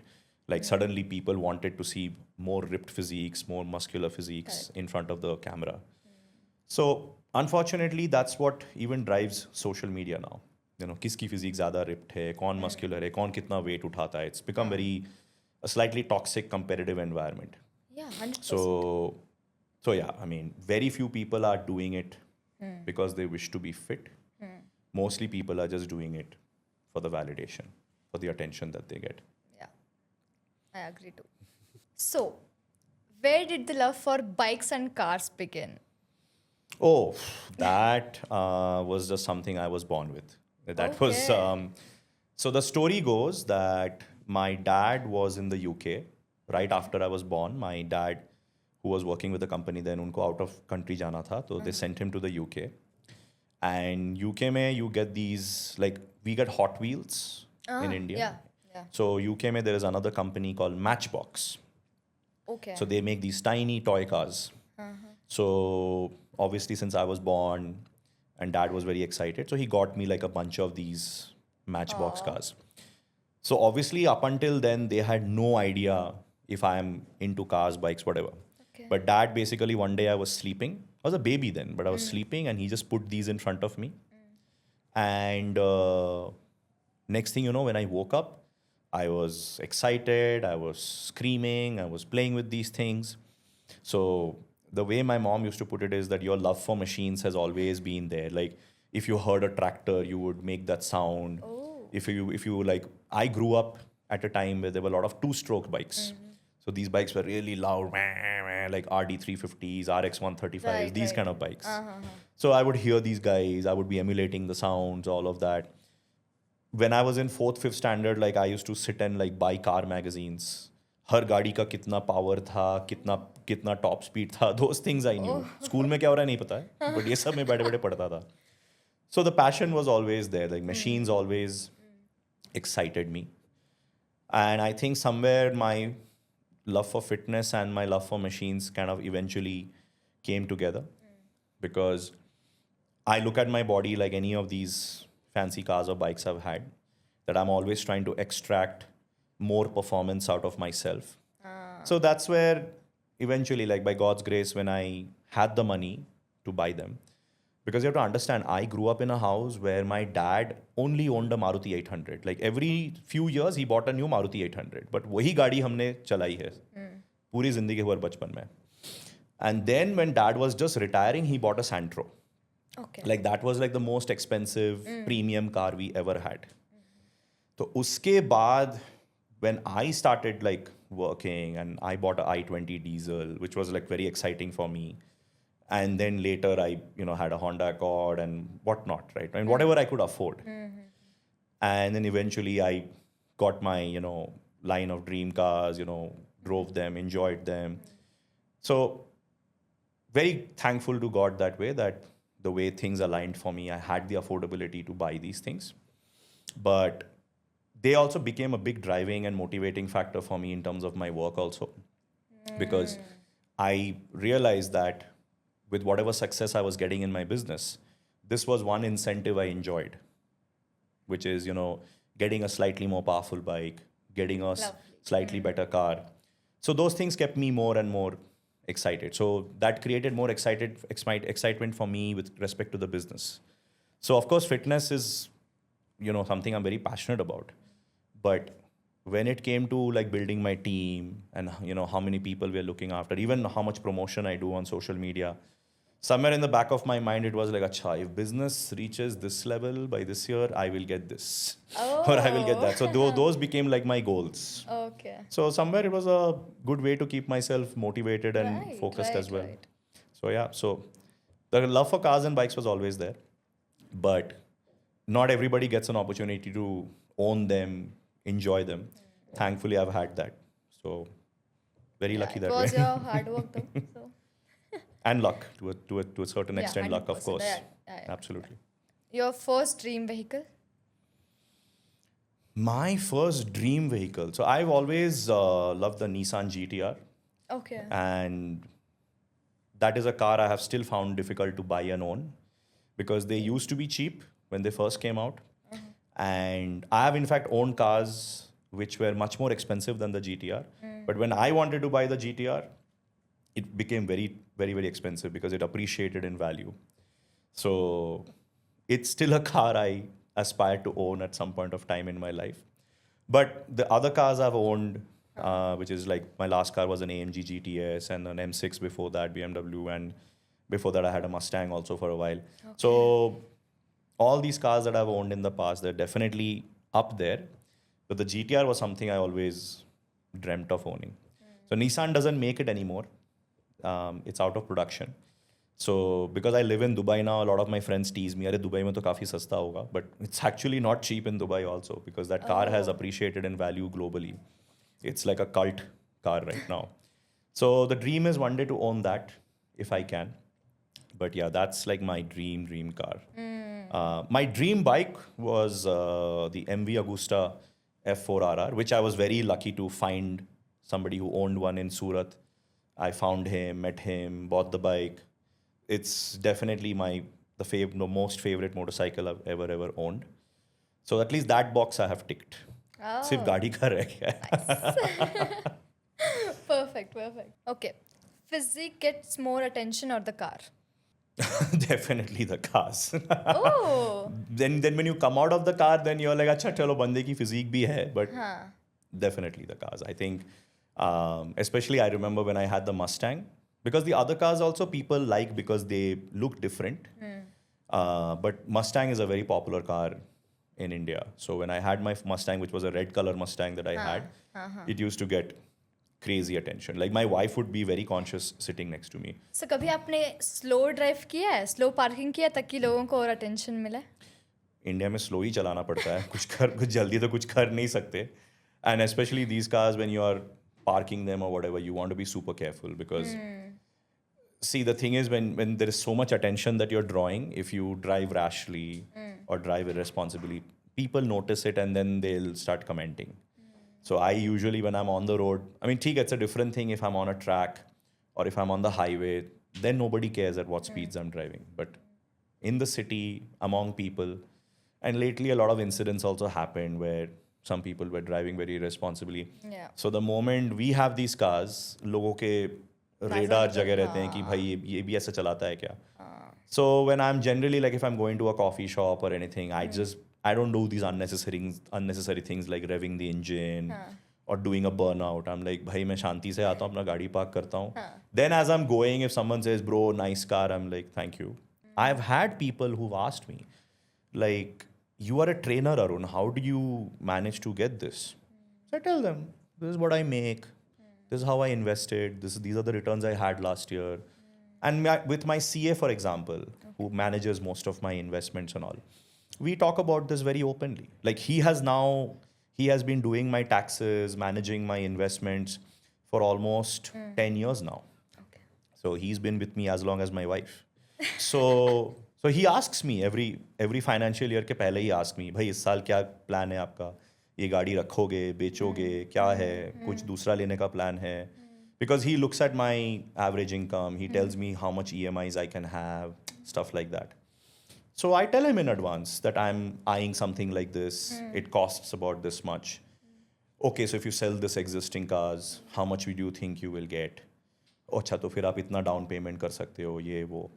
Like for example, I'm hoping that when I go back to Dubai, because I managed to sell some of my cars here, when I go back to Dubai, I have the amount ready to buy something, which I'm not going to reveal because I'll only reveal it on my social media. Okay. But by the time this podcast comes out, I'm sure people will already have found out. But that's a car I'm able to buy directly over there because cars are so much cheaper there. Okay. But that same car, if it would have come here, would have costed 3 times more because of the taxes and everything. So that way also I'm very fortunate that I'm in a place now कि जहाँ पे मुझे कोई loan वोन लेने की ज़रूरत ही नहीं है. I can just buy it up front. So it's possible if you plan your life according. Like I tell people, one of the reasons I moved to Dubai is the quality of life. There are a lot of things in Dubai which I personally connect to. It's the hustle culture. Everybody wants to enjoy their life, eat good food, train in beautiful facilities, drive nice cars, go to the beach, enjoy, do their dune bashing, all those things, right?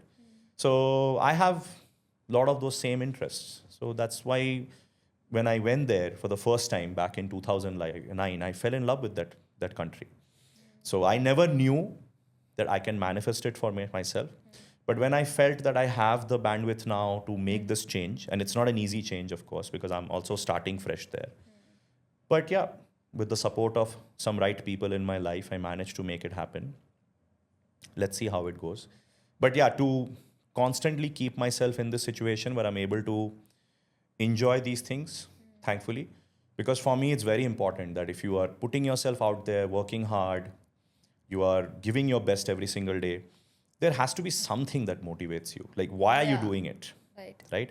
Now, whether that is you doing it because you have your duty towards your family, or maybe you want to buy your dream house or a dream holiday or whatever, for me, it's what I drive. I when I wake up, the thought of, like, when I, a kahavat hai, like, amongst car enthusiasts, that when you park your car and as you're walking away, if you don't turn back at least once to see it, you bought the wrong car. Oh. Like, that's how much love and fascination you should have. And my wife extends it by another notch. She says, तुम तो 7 फेरे करते हो, गाड़ी park करने के बाद देखते हो, 7 फेरे लेते हो, गाड़ी में वापस आने के बाद 7 फेरे देखते हो कि किसी ने हाथ तो नहीं लगाया, कोई स्क्रैच तो नहीं किया, ये वो. So she's like, it's like you're marrying the car every single time. So for me, that's how important it is. It's such a big part of my day. I spend so much of my time in my car. So everything matters, the way it looks, the way it drives, Fair the way enough. it sounds. So I am very deeply emotionally connected to my machines. So, one bike or car you'd never sell? No, I don't think there is anything like that that exists in my life. I'll tell you why. Because I used to think like that. When I bought the Mustang, I thought this is a car I'll have for the rest of my life. And then somebody came and offered me more money for the Mustang that I bought it for. And then I was like, oh, if I sell the Mustang, then I can get this one. And then I bought my BMW M6, and then I had that for a while.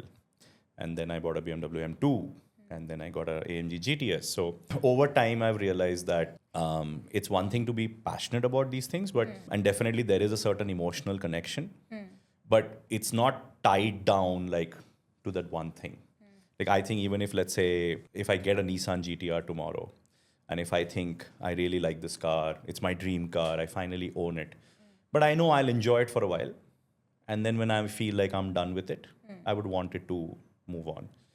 So I don't think there is anything like that. I don't have an emotional attachment to the point where, oh, I want to just own this. I used to think like that. But with whatever money that I managed to make, I realized that as I had increased affordability, I felt I'm wanting to own slightly better things. And that's the beautiful part of the automotive world. Like, there is always a better product that's coming out. Looks better, sounds better, feels better. ऐसा कुछ है नहीं कि, oh, this is like that one thing I want to own for the rest of my life. I'm materialistic as a person, but I'm not emotionally materialistic like that. ऐसा कुछ नहीं है. Okay, not even for a single car. Nothing like that. Like, if somebody gave me a sentimental attachment and says, what if I get you that Maruti 800 that your dad owned when you were born? I think there are other aspects of my time when I was born that I would be more emotionally attached to. Like, if somebody said this was the hospital or this was the doctor or whatever, then fine. But I'm not emotional about my vehicles. I love them, but it is a very transactional arrangement that I love machines and I look after them. I take care of them. I enjoy them. And when I feel it's time to move on, it's time to move on. It's a very simple thing that way. Okay, so next we'll be having this rapid fire session. Okay. So you need to give a quick answer for this. I'll try. So, natural or enhanced? Enhanced. Looks or strength? Looks. Cardio or weights? Weights, any day. Bike or car? Bike. Bike. Okay. Luxury car or dream physique? Dream physique. Okay. Protein shake or biryani? Biryani. Biryani. Okay. Definitely. Six pack or peace of mind? Peace of mind. Understandable. Leg day or a heartbreak? Oh, any day, leg day. Leg day. Any day, leg day. Right. Okay. Okay, that's all for the rapid session. Okay. So my last question for the session would be, if somebody watching feels stuck right now in their life, what's that one piece of advice you need to give to them? So this comes straight from the heart. And life is always going to seem very uncertain. Nothing in life is going to give you, no decision will give you 100% clarity. The only way to know where that journey will lead you is to start the journey. It's as simple as that. So whether it's a business you want to start, it's a job you want to take, you want to move to another country and start a new life, whatever decision that you're stuck on, if you feel strongly about it, do it. Because if you don't do it, then throughout your life you'll keep asking yourself, if I had done it, what would have happened? And life is too short to have those regrets, have those dilemmas. So my only terms and conditions to these kind of decisions are, if it is a decision you're making, make sure your family, loved ones are not getting affected by it. By what I mean by that is, if you have responsibilities towards them, be it financial, whatever, make sure they are looked after. Then you do whatever the hell you want to do with your life. But definitely don't put your loved ones in a compromised situation in the pursuit of you trying to do experiments and figure out your life. So it's a calculated risk. And if you feel strongly about it, go for it. But don't keep thinking, karna chahiye, nahi karna chahiye. Being stuck is probably the worst thing anyone can do with their time and energy. And it's not about money or anything. See, you can make all the money in the world. I know a lot of people who were born poor and they died rich. I would rather be born poor and die poor. Because what am I going to do with all that money when I'm gone? It's going to go to some ungrateful person who's going to take it and blow it up anyway, right? Or the government will take it, who knows? Yeah. So my philosophy is very simple. Like, enrich your life when you're alive.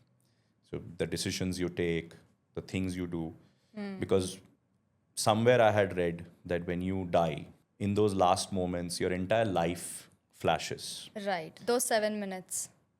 Right. And at that point of time, I don't want to have that regret. Have I lived my life in a way where I regret doing something? No. So again, I'm too young to say that.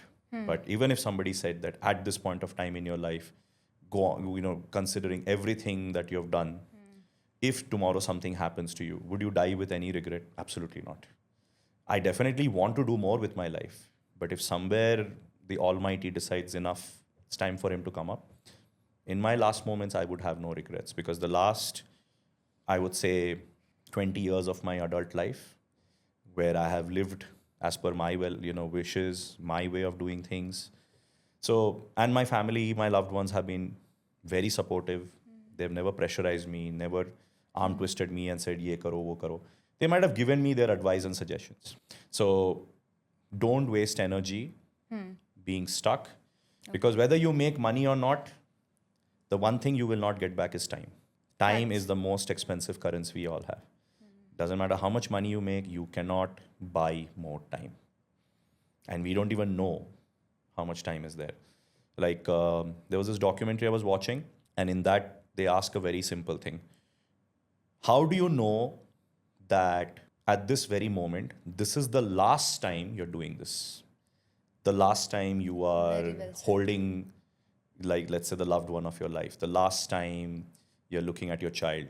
The last time driving your favorite car. Everybody knows their first time. Nobody knows that this is their last time. So you don't know when is the last time that you do something.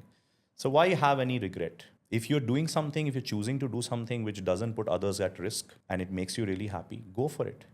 You would rather do it and find out what the journey is going to, where the journey is going to take you, as opposed to just second guessing yourself and never doing it at all. That Value the was time you have. Very well said. To be very honest, that was very well said.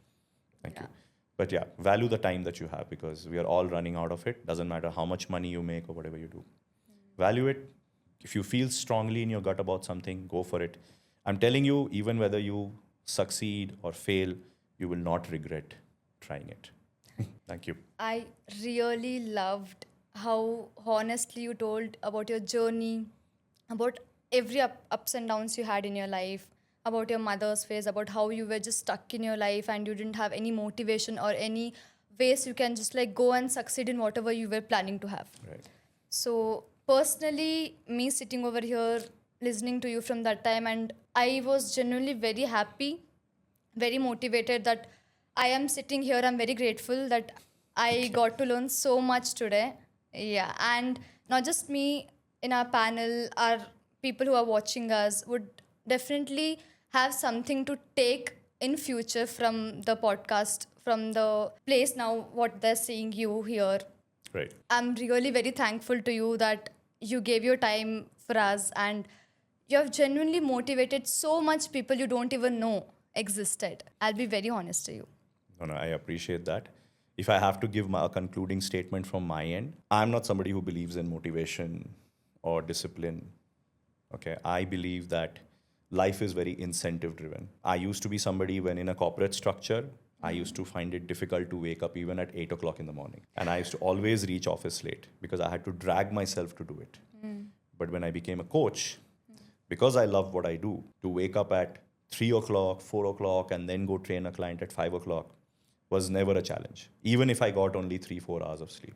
Because that's how excited I was to go and train a client. That's what you love to do. More than love, see, love can also fade very fast. So, more than love, it comes down to whether this is something you can, on a day to day basis, enjoy doing. So, be very, very cognizant of that. Something that Okay. truly excites you. And somewhere along the way, even the money matters. I'm not going to deny that, right? 100%. Even the money matters. So, if the work is good, if it pays well, if you're being respected, appreciated, and also if you are invested in continuously growing yourself, leveling up your skills, your overall outlook, your brand value, then the journey keeps getting more and more exciting because the more you put in, the more you get back. So don't be inspired by this talk. Don't be inspired or motivated by what I have just said. The only takeaway I want the viewers and anybody here is to ask themselves, like, what I'm doing, does it really excite me, inspire me to keep doing it every single day? Because if that is the incentive you're getting, that's the best thing you can have. 100%. 100%, I agree. All right. Thank Thank you you so much. so much. Thank you so much.